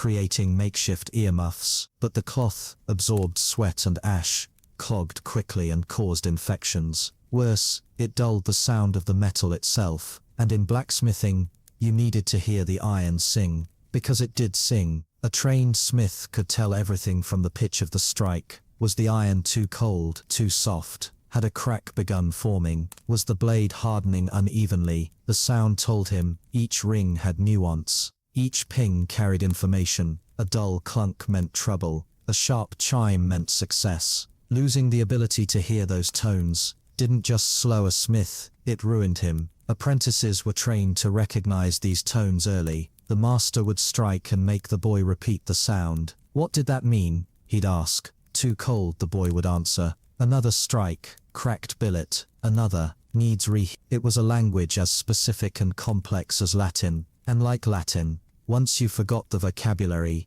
you lost your place in the world. Journeymen, especially those moving between towns, were tested on this ability. Some guilds included hearing the iron in their evaluation. If a candidate couldn't recognize a flawed piece by sound alone, he was rejected. It wasn't just about safety, it was about mastery. But for village smiths, who often worked alone or with one apprentice, hearing loss was accepted like bad knees or burned arms. It was part of the cost, and it created a strange intimacy between workers. In most trades, silence could be rude. In the forge it was respect. Apprentices learned not to shout across the shop. Instead they touched the master's shoulder, pointed, waited for a nod. Some forgers developed entire systems of non-verbal communication. 3 taps for yes, a toe stomp for no, a clenched fist to mean watch the fire. Still, the loss took its toll. Older smiths became isolated. They sat alone at village gatherings, misunderstood conversation, failed to hear when someone called their name. Some became bitter, suspicious, convinced people were whispering behind their backs. Others withdrew entirely, staying near the forge even when not working. It was the only place where silence made sense. The physical effects extended beyond the ear. Constant exposure to metal's violent sound affected the nervous system. Some smiths developed twitching hands, tension in the jaw, chronic headaches. Their bodies, conditioned to flinch at every ring, stayed in a state of alert long after the work ended. It wasn't fear, it was adaptation. The body braced itself for each strike, even when it wasn't coming. Even animals noticed. Horses avoided the forge's entrance. Dogs whimpered outside. Birds nested far from the chimney. One medieval French proverb went, "Even the devil covers his ears at the smith's door." It was meant as humor, but every smith knew there was truth in it. And still, they worked. Because the forge, for all its brutality, gave purpose. Deafness didn't mean uselessness. A smith who couldn't hear could still strike, still shape, still create. Some claimed they could feel the iron's music in their bones, that sound wasn't needed once the rhythm was learned. They weren't wrong. The body remembered. Our apprentice, now in his later teens, notices the ringing most at night. When the forge sleeps, and the village quiets, the sound doesn't leave. It hums in his skull, like a wasp trapped behind the eyes. He tries stuffing cloth in his ears. He tries chewing on leather. Nothing helps. He gets used to it. That's what all the old smiths say, you get used to it. He doesn't know, not yet, that by 30, he'll struggle to hear the rain. That by 40, even thunder will be a memory. But he will still hear the hammer, even in dreams. Because some echoes never fade, not even in silence.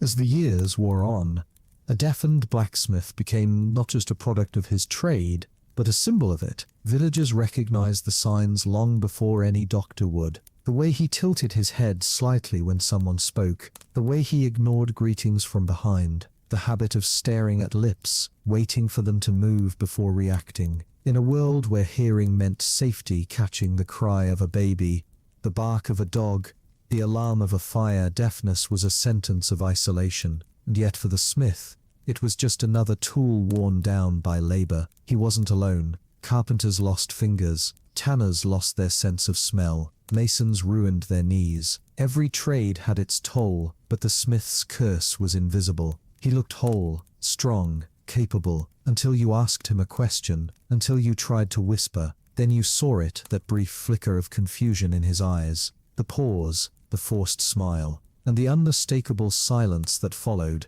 Communication had to evolve. In larger forges with multiple workers, systems of non-verbal cues became essential. A tapped hammer meant ready, a stomped foot meant stop, a drawn circle on the workbench with a finger meant start again. Some smiths even invented rudimentary signs for materials, touching an ear for iron, miming a flame for reheat, wiping the brow to indicate rest. These weren't official, they were born of need. In some regions, these gestures grew into entire dialects of forge sign. In Germany and the Low Countries, smiths in urban guilds passed down specific gestures alongside their trade secrets. Apprentices learned to speak with their hands as well as their hammers. It created tight-knit communities where inclusion came not from speech but from rhythm and motion. If you could keep pace, you belonged. Still, hearing loss was treated differently by society at large. Outside the forge, deafness was often seen as a defect. Some clergymen argued it was a punishment from God.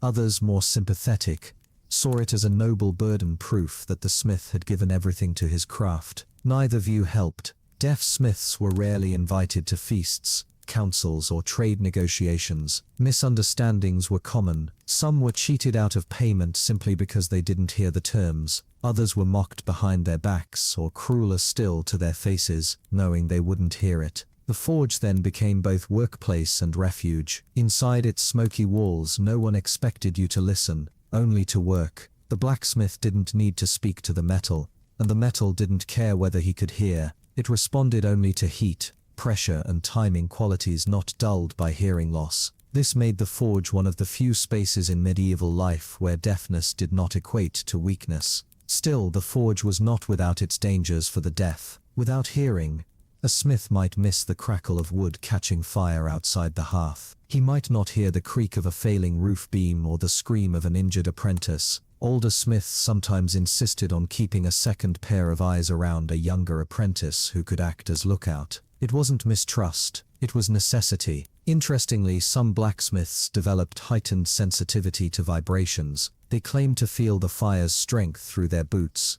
to sense the readiness of iron through the echo of a hammer blow up the arm. Whether true or imagined, it speaks to the human body's ability to adapt. When one sense dulls, another sharpens. The best smiths became masters of this compensation. They didn't need to hear the ring of the anvil, they felt it in their bones. For apprentices, the warning signs were clear: ringing ears that lasted through the night, dull hearing after a long day of hammering, struggling to follow speech when multiple people talked. Some ignored it, others tried to mitigate it, stuffing wool into their ears, working with the forge door open, building small wooden barriers around the anvil to deflect sound. But these efforts were limited, and most were abandoned out of frustration. Protecting your ears meant slowing the work, and slowing the work meant risking failure, scorn, or worse, punishment. Medical remedies were primitive. Herbalists offered garlic oil drops or poultices made from boiled bark. Some monks suggested pressing warm stones to the temple. Others recommended bloodletting near the ears to release the trapped sound.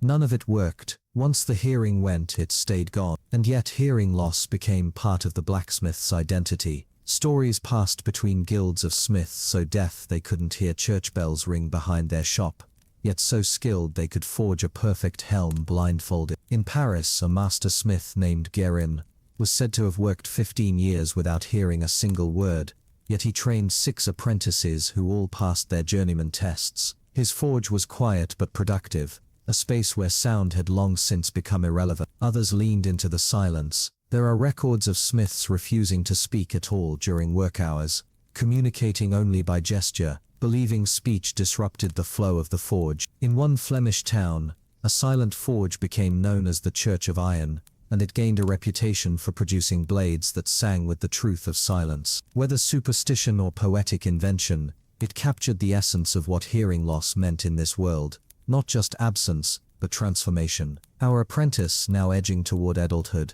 feels this transformation creeping in. He no longer flinches when the hammer falls. He notices birds less. His master shouts more often, not in anger but in volume. Conversations blur. The laughter of villagers seems distant. But inside the forge, the silence doesn't bother him. The fire speaks its own language. The metal replies with and the hammer still answers when called. He worries, Sometimes that the world beyond the forge will grow quieter still, that one day he will hear nothing at all, no wind, no voices, not even his own breath. But until then he hammers, until then he shakes, because the forge doesn't need words, only rhythm and fire. Chapter 7. Tools of the Trade. Danger in every grip. To an outsider, a blacksmith's forge might seem like a collection of clever tools, well used and orderly. A hammer here, a chisel there, a pile of tongs, a whetstone, a stack of nails. But to the smith, each one was an extension of his body. A weapon and a threat. Every tool in the medieval forge was designed to shape, strike, cut, crush, twist, or pierce. And if your grip faltered even for a moment, the tool turned on you. The hammer came first, always. It was not one tool but a family of them: cross peen, straight peen, rounding, sledge, ball peen. The mastersmith might own a dozen. Each served a different purpose: flattening, spreading, drawing out, or bending hot iron. The apprentice started with the smallest, barely more than a heavy stick, but even this could break a bone if dropped. The hammer's weight, ranging from 1 to 8 pounds, meant a misstrike didn't just ruin the work. It cracked thumbs, smashed fingers, or rebounded into the face. Anvil chips, the shards that broke off from repeated hammering, could fly at eye level and kill. That was no exaggeration. In 1316, a blacksmith in York lost both eyes from a chip of steel that ricocheted off a poorly maintained anvil. He lived long enough to teach, but never forged again. Anvils cracked under neglect. Hammers shattered from overuse. Nothing in the forge was permanent except the burns. Then came the tongs. Longer than the forearm, made of iron or mild steel, they were used to hold glowing metal pieces steady while being hammered. Each pair was designed for a specific shape: flat stock, round bar, square billet, horseshoe, knife blade. Holding the wrong pair meant dropping the workpiece, or worse, gripping too tightly and causing a snap. And when red-hot iron flew from your grip, it didn't warn anyone before landing. Apprentices bore scars on their legs, thighs, even chests from runaway tongs. The real danger of tongs wasn't their shape, but their deception. They looked sturdy, but daily exposure to heat softened the hinge. The rivet in the center where the arms crossed could weaken silently. One day it worked, the next it broke mid-lift, spilling molten metal down your boot. There were no replacement handles, no backups. If your tongs failed, you stopped working or risked improvising with bare hands and a prayer. Chisels came next, used to cut metal, shape keyholes, and finish decorative touches. They were small but brutal. A chisel that slipped didn't just cut, it pierced. There were accounts of chisels embedding in the thigh or foot, and if infection set in, the limb followed the tool into the grave. Some smiths used bone-handled chisels, believing they absorbed vibration better. Others wrapped the top in leather to soften the impact. None of it stopped the danger.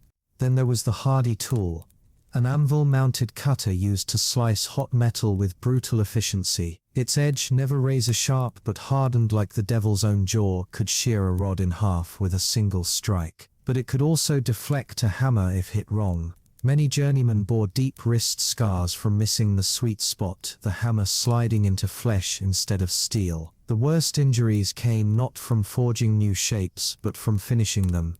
Files, rusps, and punches rounded out the bench. They were supposed to be the safe tools, the cold work, but even they had bite. A dull file required more force that often slipped. A broken rusp could shred skin, and punches used to make holes or stamp marks often rebounded unexpectedly, especially when used on uncooled steel. One wrong blow and your hand would meet steel with nothing to cushion it. The bellows handle too wasn't without peril. On poorly constructed setups, the handle snapped back unexpectedly, breaking fingers or slamming into the chest. This happened most often when apprentices leaned into the pull, trying to stretch the last bit of air. The forge responded violently. Some forges chained the bellows to the frame to prevent overextension. Others didn't bother, trusting muscle memory over restraint. Beyond the main tools were dozens of improvised ones.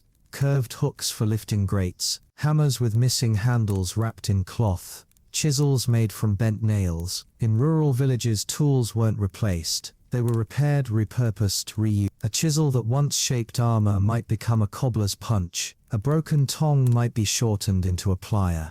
But each transformation added risk. A tool not made for a task often punished the hand that wielded it. Storage was its own hazard. Sharp tools were racked without guards. Hot tools were laid aside without warning. An apprentice who reached blindly onto a workbench could pull back a blackened palm. There were no safety signs, no orange tape, no barriers. The only rule was experience. If you touched a tool and it hissed, let go. And every smith had his own rules about tools. Some wrapped handles with wool to absorb sweat. Others oiled their hammers with lard to prevent rust. Superstition mingled with pragmatism. One forge in Brittany required each apprentice to name his hammer and whisper to it before first use. Another in Lombardy dipped new tools in wine, claiming it blessed the edge. Whether protection or paranoia, every tradition had blood behind it.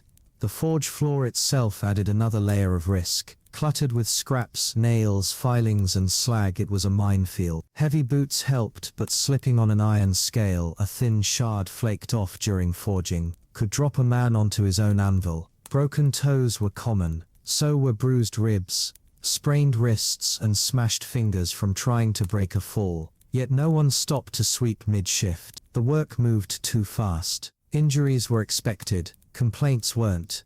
In the worst cases, tools killed. A sledgehammer swung by an inexperienced apprentice could cave in a skull. A tong left in the fire too long became fragile, snapped during use and launched molten metal at face height. A blade quenched improperly could explode under pressure, sending iron fragments flying through the shop. There were no warnings, just pain. And yet the tools were sacred. You didn't touch another man's hammer without asking. You didn't borrow a chisel without returning it sharp. You didn't drop a tong on the floor and leave it there. Tools had memory. They wore to the hand that used them. A good hammer felt like an extension of your arm. A bad one fought back. The boy in our forge had learned this through scars. He had dropped a tong once, only once. The piece had landed on a hot iron rod, sent it rolling into the master's ankle. The master didn't shout. He just handed the boy a rasp and told him to sharpen nails until sunset. By the end of the day, the boy's hands were bleeding, but he never dropped a tool again. Now, older and more seasoned, he has begun to name his own hammers. He stores his chisels wrapped in cloth. He keeps his tongs away from fire when not in use. He still bears the memory of each slip, each burn, each crack across his knuckles. Because in the forge, the tool doesn't care who holds it. It only remembers how. The tools didn't just shape the metal. They shaped the man. Over years, the blacksmith's hands stopped resembling hands at all. The palms thickened, the fingertips dulled, the lines disappeared, erased by abrasion. If you placed a smith's hand beside a farmer's, a carpenter's, or even a soldier's, the difference was immediate. Not in calluses alone, but in the specific way the hands curled around nothing. As if still holding tongs, still gripping a hammer. Tools rewired muscle memory. They rewired the mind. The bond between smith and tool wasn't sentimental, it was survival. Tools were not luxury possessions, they were lifelines. If your only crosspeen cracked midweek, you could not simply replace it. You fixed it if you had the metal and time, or borrowed, which meant shame. Borrowing another man's hammer without asking was a breach of honor. Tools were personal. They carried years of adjustment, sweat and wear. Every edge and curve molded to a single hand. In the towns where guilds thrived, journeymen were taught to craft their own first set of tools as a rite of passage. A hammer, a tong and a chisel, simple but precise. This wasn't merely a test of skill, it was a test of discipline. If you could not make your own instruments, you were not trusted to make others. The quality of those tools often determined your future. If they were clean, balanced, durable, you might find a master to take you on. If not, you stayed a drifter, traveling forge to forge, hoping someone would let you swing steel for bread. In smaller rural shops, these rites were informal.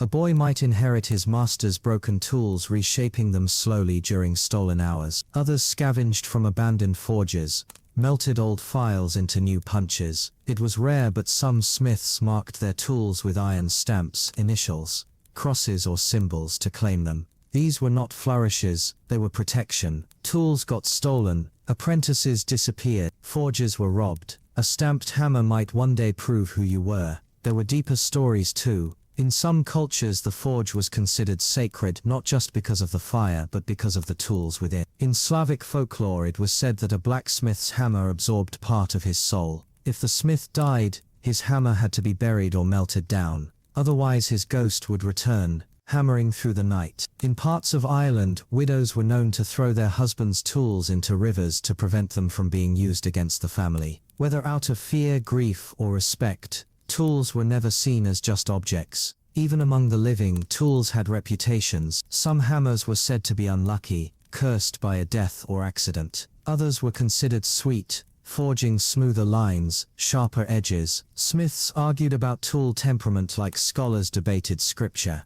Was it the length of the handle or the shape of the head, the weight, the sound it made on the strike? None could say for certain, but every smith knew when a tool felt wrong, and when it felt right.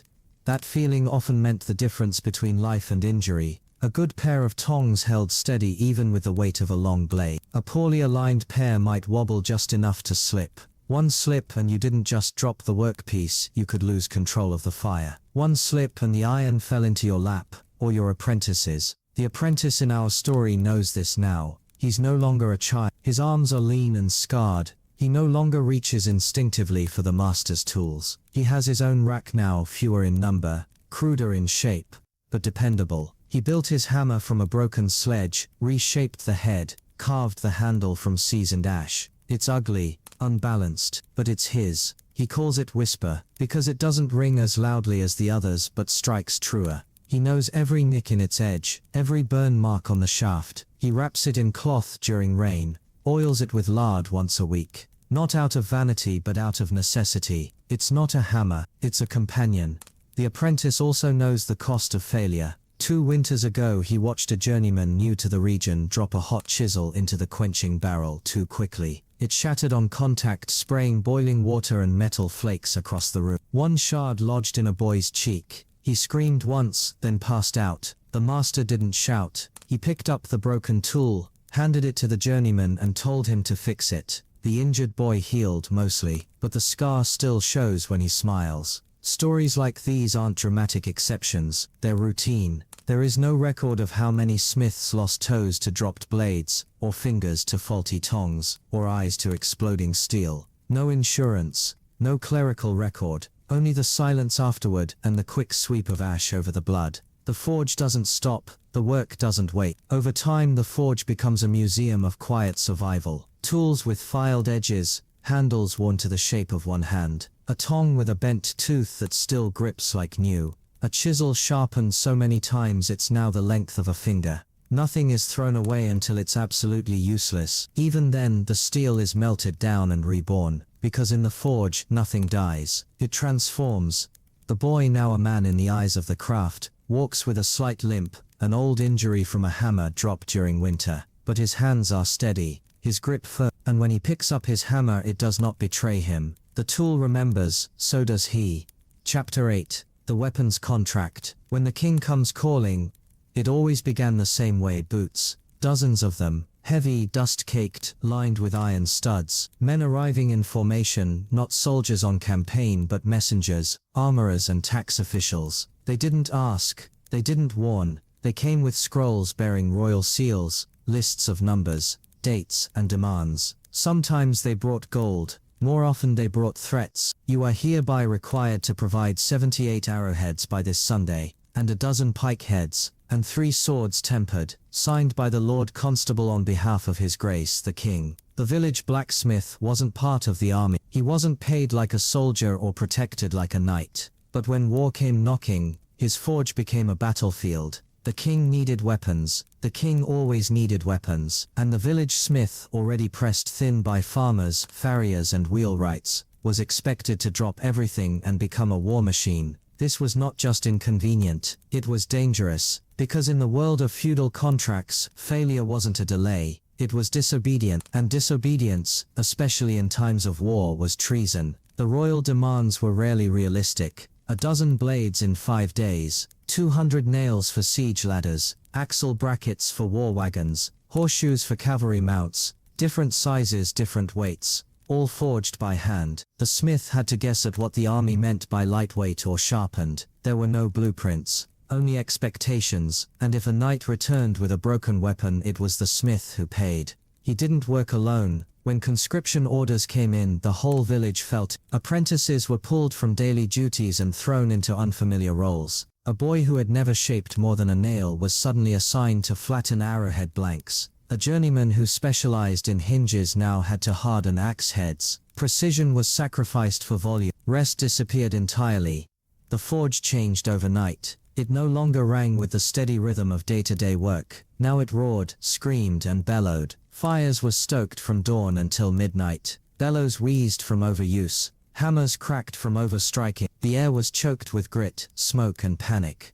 Quenching barrels normally used sparingly, now hissed constantly. Steel blades were cooled too quickly, risking brittleness. Tempering was rushed. The delicate balance between hardness and flexibility was ignored in favor of speed. Blades warped, axe heads shattered, mistakes multiplied. But there was no time to start over, and the king's men never cared. They arrived with wagons and parchment, took what was ready, marked what wasn't, and left with words like soon and or else. They didn't see the bruises on the apprentice's hands, or the blackened fingers from a failed chisel. They didn't notice the smith limping from a burn that hadn't healed. They only noticed deadlines and steel. The psychological pressure crushed even seasoned masters. Men who had worked for decades without fault now snapped at apprentices, shattered tools in rage, threw work into the coals and started again from scratch. Some drank, others disappeared for days, returning with red eyes and shaking hands. There are records sparse but telling of smiths in war-torn regions who simply walked into their forges one night and never came out, whether by fire, exhaustion, or choice no one could say. Then came the audits. After the first delivery, royal inspectors were sent to examine the quality. These weren't fellow smiths. They were clerks, nobles, or armorers with their own agendas. If a blade didn't meet expectations, if the weld line showed, if the tang wasn't straight, they could reject the lot. Or worse, fine the smith. Or even accuse him of sabotage. Sabotage was a deadly accusation. In wartime, every flawed weapon could be seen as betrayal. If too many pike heads bent on the field, someone would trace them back to the forge, and once suspicion began, it didn't stop. There are cases from the 100 Years' War where smiths were jailed or hanged after knights blamed broken armor on shoddy work. Whether the failure came from poor iron, flawed design, or misuse in battle didn't matter. The crown wanted perfection. The crown didn't forgive. To protect themselves, some smiths developed their own signs. They marked the base of each weapon with a personal symbol, a slash, a dot, a tiny letter, so they could trace which apprentice had done what. It wasn't pride, it was insurance. If a weapon failed, the master could argue, that wasn't mine, that was his. And maybe, just maybe, avoid punishment. Others tried to fight back in subtler ways. They bartered with nearby forges, traded nails for charcoal, hinges for horseshoes. A quiet underground network of rural smiths formed, whispering timelines, prices, and shortcuts to meet impossible quotas. They were not friends, but they were allies, bound by the knowledge that they were all one broken blade away from ruin. Sometimes a nobleman would show mercy. A local lord might offer extra charcoal, grain, or even help stoke the forge. These men were rare, and often old warriors who had once watched a blade being made before they swung it. But most nobles didn't care how the sword was forged. They only cared how sharp it was, and how soon they could kill with it. And through it all, the apprentice endured. He worked through fevers, burns, bruises. He forged arrowheads in his sleep, blades in his dreams. He forgot what the sky looked like without smoke. He forgot his own name, replaced by boy or you there or faster. His only solace was the rhythm of the hammer. His only pride, the clang of iron turned to something sharp. Because in times of peace, a blacksmith worked with patience, shaping tools to build. In times of war, he was forced to make things that would take lives, and no one ever thanked him for either. The first time the apprentice watched a man die because of his work, he didn't even know it. It was weeks after a sword left their forge, rushed through final tempering. The blade slightly warped, the edge too brittle. The master had cursed at the crack forming in the spine, then sanded it smooth, wrapped the hilt, and shipped it anyway. Not our problem, he muttered. If it breaks, it's the knight's fault for using it wrong. But in a tavern months later, word traveled back. Some young noble from a nearby garrison died in his first skirmish. Sword snapped at the hilt. The soldiers blamed a bad forge. No names were mentioned, no fingers pointing. But the apprentice remembered the blade. He remembered the crack, and it never left his mind. because making weapons wasn't just labor, it was moral compromise. A plow helped feed a village, a horseshoe kept a wagon rolling, but a sword was made for one thing only. You could file it beautifully, balance it to perfection, shine it until it caught firelight like silver, but it was still a tool for spilling blood. The forge made killers efficient, and the smith had to live with that. The pressure worsened during long wars. When campaigns stretched into years, royal orders grew frantic. The messengers came more often, their voices more clipped, their scrolls longer. Double production, send half-finished items if needed. Nails unsharpened are acceptable. And worst of all adult males required for reinforcement duty. That meant not just working harder but faster, and with fewer hands. Some smiths were conscripted themselves, pulled from their forges, and marched into armies, their tools left to rust. Others were forced to train soldiers on basic repairs, how to sharpen blades, mend chainmail, fix arrowheads. The forge turned into a training ground, then into a barracks, then sometimes into a prison when local men refused orders. The blacksmith's identity fractured. He wasn't a craftsman anymore, he was a supplier, a cog in the war machine. His work was measured not in quality but in quantity. How many arrowheads today? How many hilts bound? How many links of chainmail forged? How many spearheads stacked? If the count wasn't high enough, food was withheld. If shipments were late, horses were seized. If rumors spread of a better smith in a neighboring village, clients disappeared overnight. The emotional toll was immense. Men who once took pride in perfect welds and smooth blades, now cut corners, sometimes literally. They quenched steel too quickly, skipped the polishing phase, shaped handles from green wood instead of seasoned oak. These shortcuts saved time, but cost lives. Some smiths justified it. They'll die anyway, they'd say, meaning the soldiers. We're just speeding it up. Others drank deeply. By midday they were sweating ale instead of smoke. Their hands shook, their edges dulled, their memories frayed, and when the forge burned too brightly, too long, it started to crack. The stones warped, the chimney clogged, the anvil loosened from its stuff. Even iron has limits, and so do buildings. Some smiths rebuilt, others let their shops fall into decay, preferring to work outdoors in the open, under grey skies and black smoke. Villages suffered in silence. With so much energy poured into weapons, normal work slowed. Plowshares waited weeks, horses limped unshod, locks went unfixed, hinges rusted, wheels cracked and stayed cracked. The smith's forge, once a place of maintenance and peace, now became an engine of war. No one said it aloud, but the villagers felt it. They stopped visiting unless summoned. They stopped bringing bread. Children stopped peeking in through the shutters.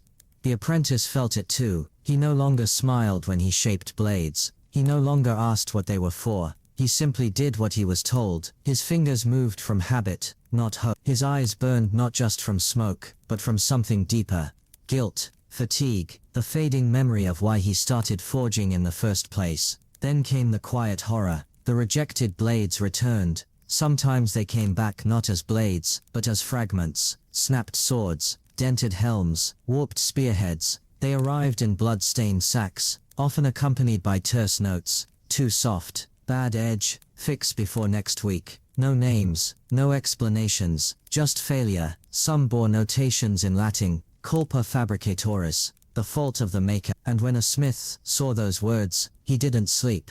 A rejected blade could mean a ruined name. In some guild towns it meant expulsion. In the worst cases it meant suspicion of treason. If a knight was wounded because of poor armor, or if a sword failed during a siege, the blacksmith could be blamed. Fines were common, beatings not unheard of. In one rare horrifying case, from 1411 in Burgundy, a smith was hanged after faulty pike heads were found to have bent during battle. His shop was burned, his family exiled.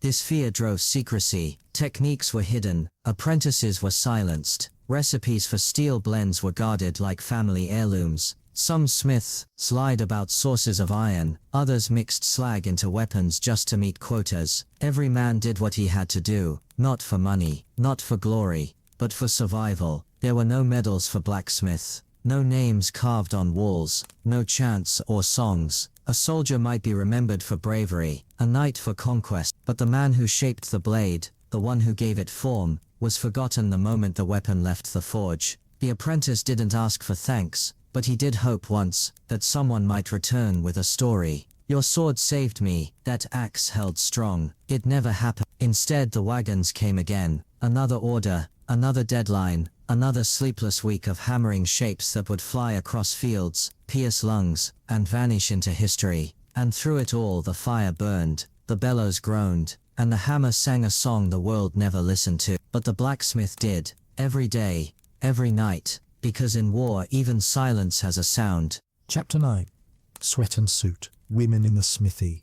She was never called a blacksmith, not officially, not by guild rolls or legal charters, not even by most of her clients. At best, she was a smith's widow, a helper, or that woman in the forge. But when her husband died, chest clenched during a long war winter, breath gone before sunrise, there were tools still hot, orders still pending, and a fire that would not put itself out. So she picked up the hammer. No blessing, no invitation, just need. Medieval law did not outright forbid women from working in trades, but guilds certainly did. In most cities across Europe, Paris, London, Bruges, Krakow, craft guilds were male domains. They had rules, ranks, and rituals built by men, for men. Apprenticeship contracts required oaths that women could not legally take. Journeyman tests were held in public halls where no woman dared appear, and master titles were conferred through official ceremonies that barred female presence. Yet in small villages, far from the scrutiny of chartered towns, the story was different. Life didn't wait for permits. If a man died and left behind a shop, a wife and 3 hungry children, someone had to keep the forge hot. Sometimes an older apprentice stepped in, sometimes a neighbor helped, but more often than not, the widow learned by doing. She had already watched her husband work. She knew the tools. She had helped with the bellows, maybe filed the nails, cleaned the hearth. So she began again, this time alone. It wasn't glorious. There were no titles, no plaques, no warm welcomes. Her first customer might have been a desperate farmer who needed a hinge fixed before winter, or a boy whose mother needed a blade for butchering. Word spread not because she was bold, but because the work got done, quietly, quickly, correctly. Her first real test likely came from a horse. Shoeing a horse isn't a job that forgives hesitation. You must approach from the side, calm the animal, lift the leg, clean the hoof, and hammer iron onto it, all while holding 1,000 pounds of muscle steady with your body. A bad smith gets kicked. A worse one cripples the horse. For a woman to shoe a horse in public was not just rare. It was a declaration, and yet many did. The records are rare, scattered, often buried under the names of dead husbands. In 14th century England, a woman named Agnes Baker was fined for selling goods made with iron of her husband's forge, a crime not because she sold them but because she hadn't joined a guild. In France, a woman known only as Jehanne la Forgeresse appears in town accounts for 3 consecutive years as a supplier of nails and buckles. In Bologna, Italy, in 1361, a femina ferraria, female ironworker, was recorded paying rent for a smithy stall. Her name was omitted. What united them all was not training or inheritance, but grit. To work iron was to bleed, to hammer was to bruise, and to stand before a man and say, "Yes, I can forge," that took a strength society never expected from them. Every blow of the hammer was a fight, not just against the metal but against whispers, stares, and sometimes worse. Women smiths faced challenges men never had to consider. Gossip followed them, unfeminine, witch, widow cursed with fire. In villages where superstition ran thicker than truth, a woman working a forge alone was suspicious. People feared fire. They feared women who touched it. There were tales spun from ignorance and fear of smithwives who forged charms, who whispered to the flames, who made knives that never dulled. Most were lies. Some weren't. And yet, the women kept forging. They learned to fight on 2 fronts, one with the tools, the other with the town. Many worked at night, to avoid attention. They opened shutters just enough to let light out, not in. They wore old men's tunics, tied with rope to hide their shape. They kept their hair wrapped in cloth, soaked in vinegar to keep sparks from lighting it. They let their hands blacken, their nails thicken, their voices grow rough. Femininity faded beneath layers of soot and silence. Some took in apprentices of their own, usually young boys too poor to pay a master, or orphaned by plague or war. They taught with patience and steel. Others passed knowledge to their daughters, forming quiet lineages, unacknowledged by any guild. A handful of these daughters would go on to forge their own tools, their own weapons, and eventually their own names. Or most would still be recorded only as wife of, or daughter of. The danger never left. A woman at the forge was always one failed order away from ruin. If a blade snapped, she was blamed. If a nail bent, she was mocked. If a fire caught nearby, she was questioned. In 15th century Germany, a woman named Margarethe was accused of witchcraft after a neighbor's child fell ill. Her making charms from horseshoe nails at the request of that child's own mother. But for every accusation, there were 10 acts of resilience. Women smiths crafted not just tools and weapons, but community. They fixed broken stoves, repaired iron gates, forged locks for chests and latches for barns. Their work fed families, secured homes and protected lives. They earned copper pennies one at a time, not enough to grow wealthy but enough to stay warm, enough to eat, and for many that was enough. The woman in our forge, let's call her Ellen, doesn't seek praise. She wakes before dawn, heats the coals and sets to work while the village still sleeps. She hammers nails while her daughter feeds the chickens. She fits shoes before breakfast, sells hinges by noon, and sharpens sickles by dusk. The forge is not just a workplace, it's a fortress, a sanctuary, a statement. Ellen's hands bear the same scars as any man's. Her anvil rings just as loud, her iron just as strong. But her name won't be carved in stone. It won't appear in guild records. It may not survive a single generation. Only the tools will remember. The forge didn't care whether your hands were large or small, male or female. It only responded to pressure, heat and timing. And over time the women who worked the forge learned this as deeply as any man. What they lacked in upper body power they made up for in efficiency. Blows that were shorter but more controlled. Movements more economical. Less waste, more precision. Some village men quietly admitted that their tools lasted longer when made by the smith's widow. But public praise was rare. A man might compliment the work but not the worker. He'd speak of a fine hinge or a sharp blade, but never say the name of the woman who made it. To do so might undermine the order of things. It might suggest that women belonged at the forge permanently, and that thought made men uneasy. Guilds especially hated this. In towns with strict trade laws, even widows of master smiths were only allowed to keep the shop open for a limited time, usually 1 year until a male heir or apprentice took over. This widow's privilege, as it was called, was not an act of mercy, it was a deadline. It assumed that the woman would fail without a man to guide her, and if she didn't, the guild might find other ways to remove her. But many women found loopholes. Some took in trusted male apprentices and kept them technically in charge while continuing to run the forge themselves. Others partnered with brothers, sons or cousins, who lent their names but not their hands. In practice, the woman did the work. The man collected the credit. It was survival, not surrender. Reputation meant survival. If the village believed the forge was still his, orders kept coming in. If not, they dried up like winter wells. There were darker ways of erasing women from the trade. Inquisitions and church courts often targeted women smiths under pretexts unrelated to their craft. Charges of witchcraft, blasphemy, or improper dress could be leveled against any woman who stepped too far out of line. The forge, with its constant fire, smoke and sparks, was easy to cast as suspicious. It looked too much like hell, and a woman who commanded it, too much like a heretic. Yet the records show their persistence. In tax rolls, court fines, debt ledgers and censuses, traces of these women appear. In 15th century Kent, an Elizabeth Smith paid taxes on iron goods in her husband's absence for 3 straight years. In Lubeck, a woman called Gertrude ran a forge listed under her son's name, producing horseshoes and cart fittings by the hundred. In Catalonia, the records mention an unnamed widow of the anvil fined for refusing to close her smithy on St. Bartholomew's Day. Each of these entries is a crack in the wall of silence, proof that the fire didn't go out when the husband died, that hands, regardless of gender, could strike iron true. In some villages, these women became trusted figures, not revered but relied upon. Farmers knew they could bring a broken plow, wives came for fire pokers or cooking spits. Midwives even asked for iron talismans, flat coins, twisted bars to place under cradles and ward off spirits. A woman who forged such items walked a fine line between craft and suspicion, but as long as the work served the community, she was tolerated, sometimes even protected. Daughters learned the craft silently. There was no fanfare, no announcement, just a slow transfer of motion. a mother guiding a hand over the bellows, a girl learning to judge temperature by color, listening for the soft scream of steel just before it bends. These lessons weren't written down.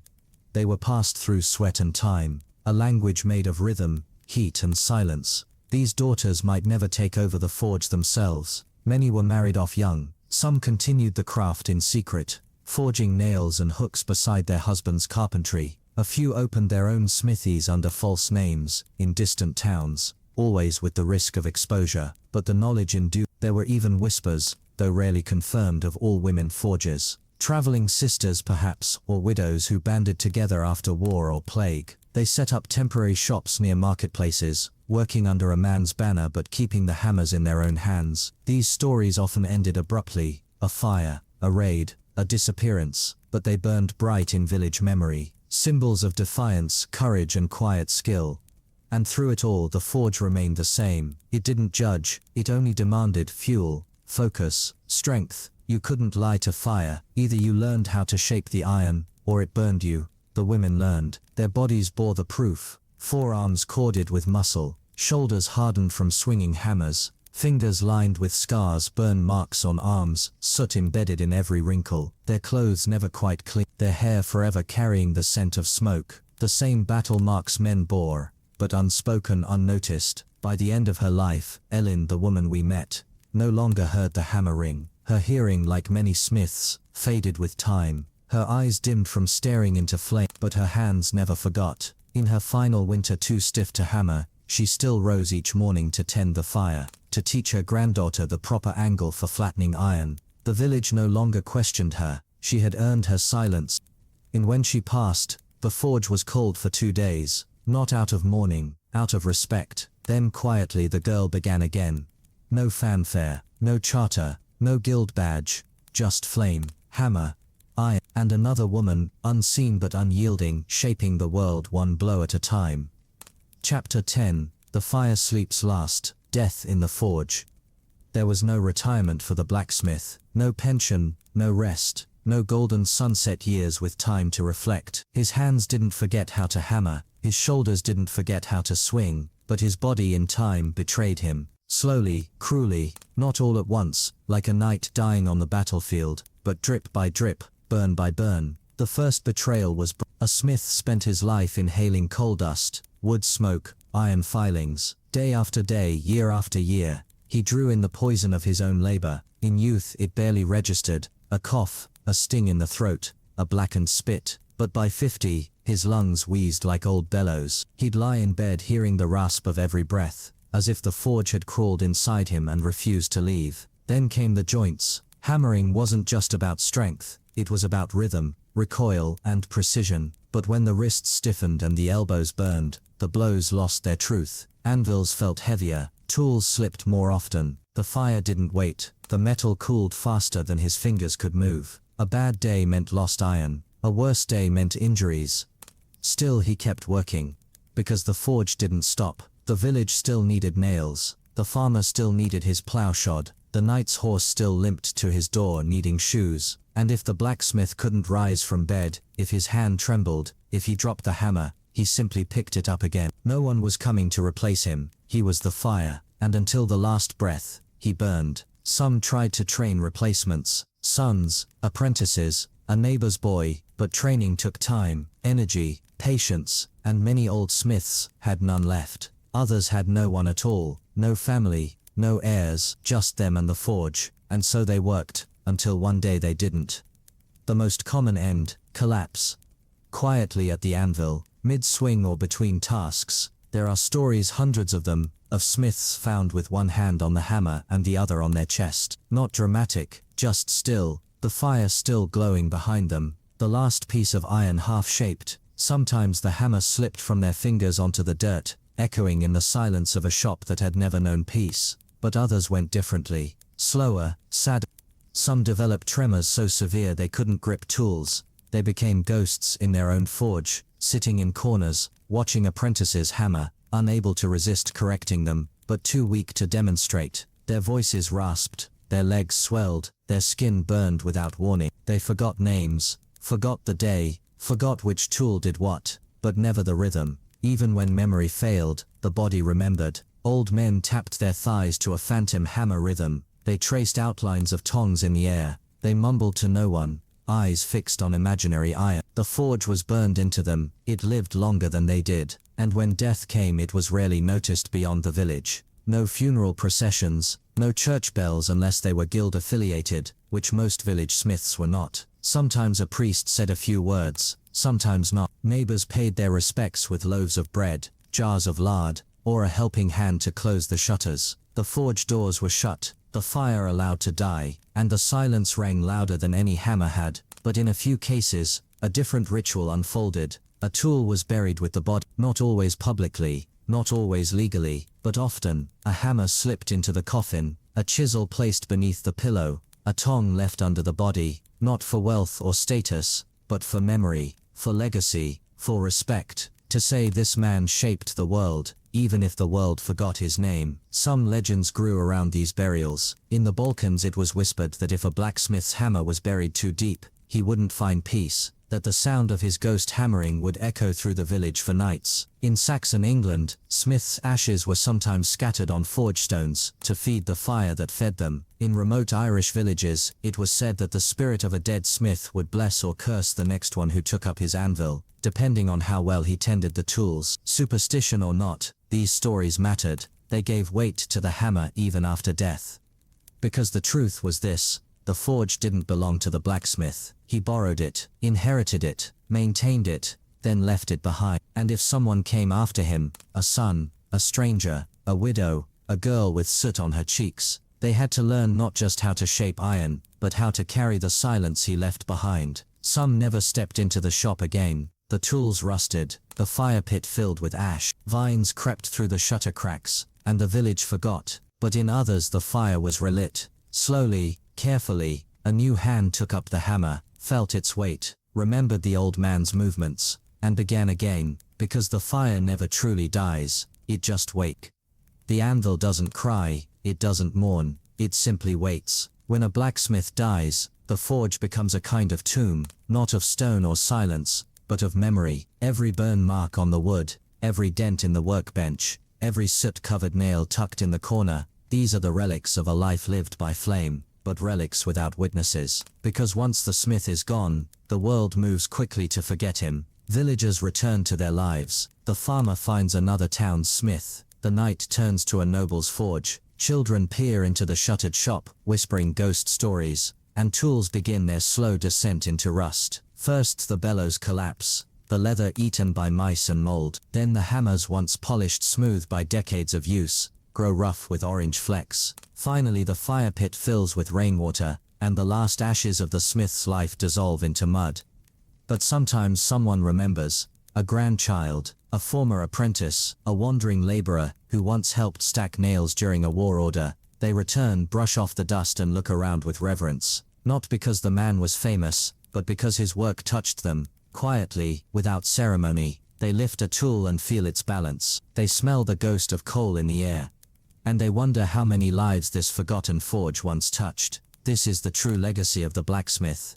Not gold, not glory, but utility. He shaped the unshaped, fixed the broken, armed the frightened, and when he vanished, only his work remained. Tools, hinges, shoes, blades, used daily, thoughtlessly, until they too broke or disappeared. A blacksmith's grave may bear no stone, but his fingerprints echo in steel. That plow that saved a harvest, that gate that held fast during a storm, that horseshoe that kept a soldier upright 1 mile longer. Each act of survival carried his name, though no one said it. The apprentice who once stood beside him now feels the weight of inheritance, not just of tools but of purpose. The forge is his now, or her. The fire needs feeding, orders will come again, and each hammer stroke will carry not just iron, but the ghost of the man who taught them how to hold it. And maybe, just maybe, they will pass it on too. Because blacksmithing was never about singular genius, it was about continuity, about taking what was molten and wild, and shaping it into something that lasted. The same principle applied to people. The old taught the young became the old, and so the cycle turned. In this the forge was like time itself. And what of the tools? Some would be repurposed. A hammerhead turned into a doorstop, An old tong used to lift pots in a kitchen, an anvil cracked and left behind as a garden ornament. Even in death, the smith's world refused to go quiet. Iron carries memory. In monasteries, ancient tools were sometimes preserved as sacred objects, not for their spiritual value, but for their precision. An especially well-balanced hammer might be passed down for centuries. A set of chisels once used on cathedral ironwork, kept behind glass. No names attached, just admiration for the hand that once shaped the metal. A silent kind of immortality. But in most cases nothing was saved. The forge was cleared, the space repurposed. A new house, a barn, centuries later, an archaeologist might uncover the forge stone, trace the soot lines, piece together a life from iron scraps and nail beds, and still not know the name, yet they would know someone lived here. Someone burned here. Someone worked until their final breath for a world that would never say thank you. And in that knowing, the smith lived again. Because history is not only written in books, it's buried in blackened earth, in twisted iron, in tools worn thin by calloused hands. Even as kings fell and castles crumbled, the blacksmith endured, because the world always needed fixing, always needed shaping, always needed someone who understood that fire could build as well as destroy. And so to the last generation of smiths, those nameless men and women who stood before flame without fear, we offer this story, not as tribute, but as remembrance. You were never in the histories, but you were always in the world, and maybe that is the truest form of legacy. Thank you for joining us here at The Drowsy Historian, where we remember not just the lords and kings, but the hands that built their world. Tonight, we walked through fire, felt the weight of iron, the silence of soot, and the dignity of the forgotten. The medieval blacksmith may be gone, but their hammer still echoes in the smallest hinge and the strongest sword. As the embers dim and the forge grows quiet, may you drift into rest with a new kind of reverence for labor, for legacy, for lives unrecorded but not unlived. Good night, sleep well, and remember, history is never as quiet as it seems.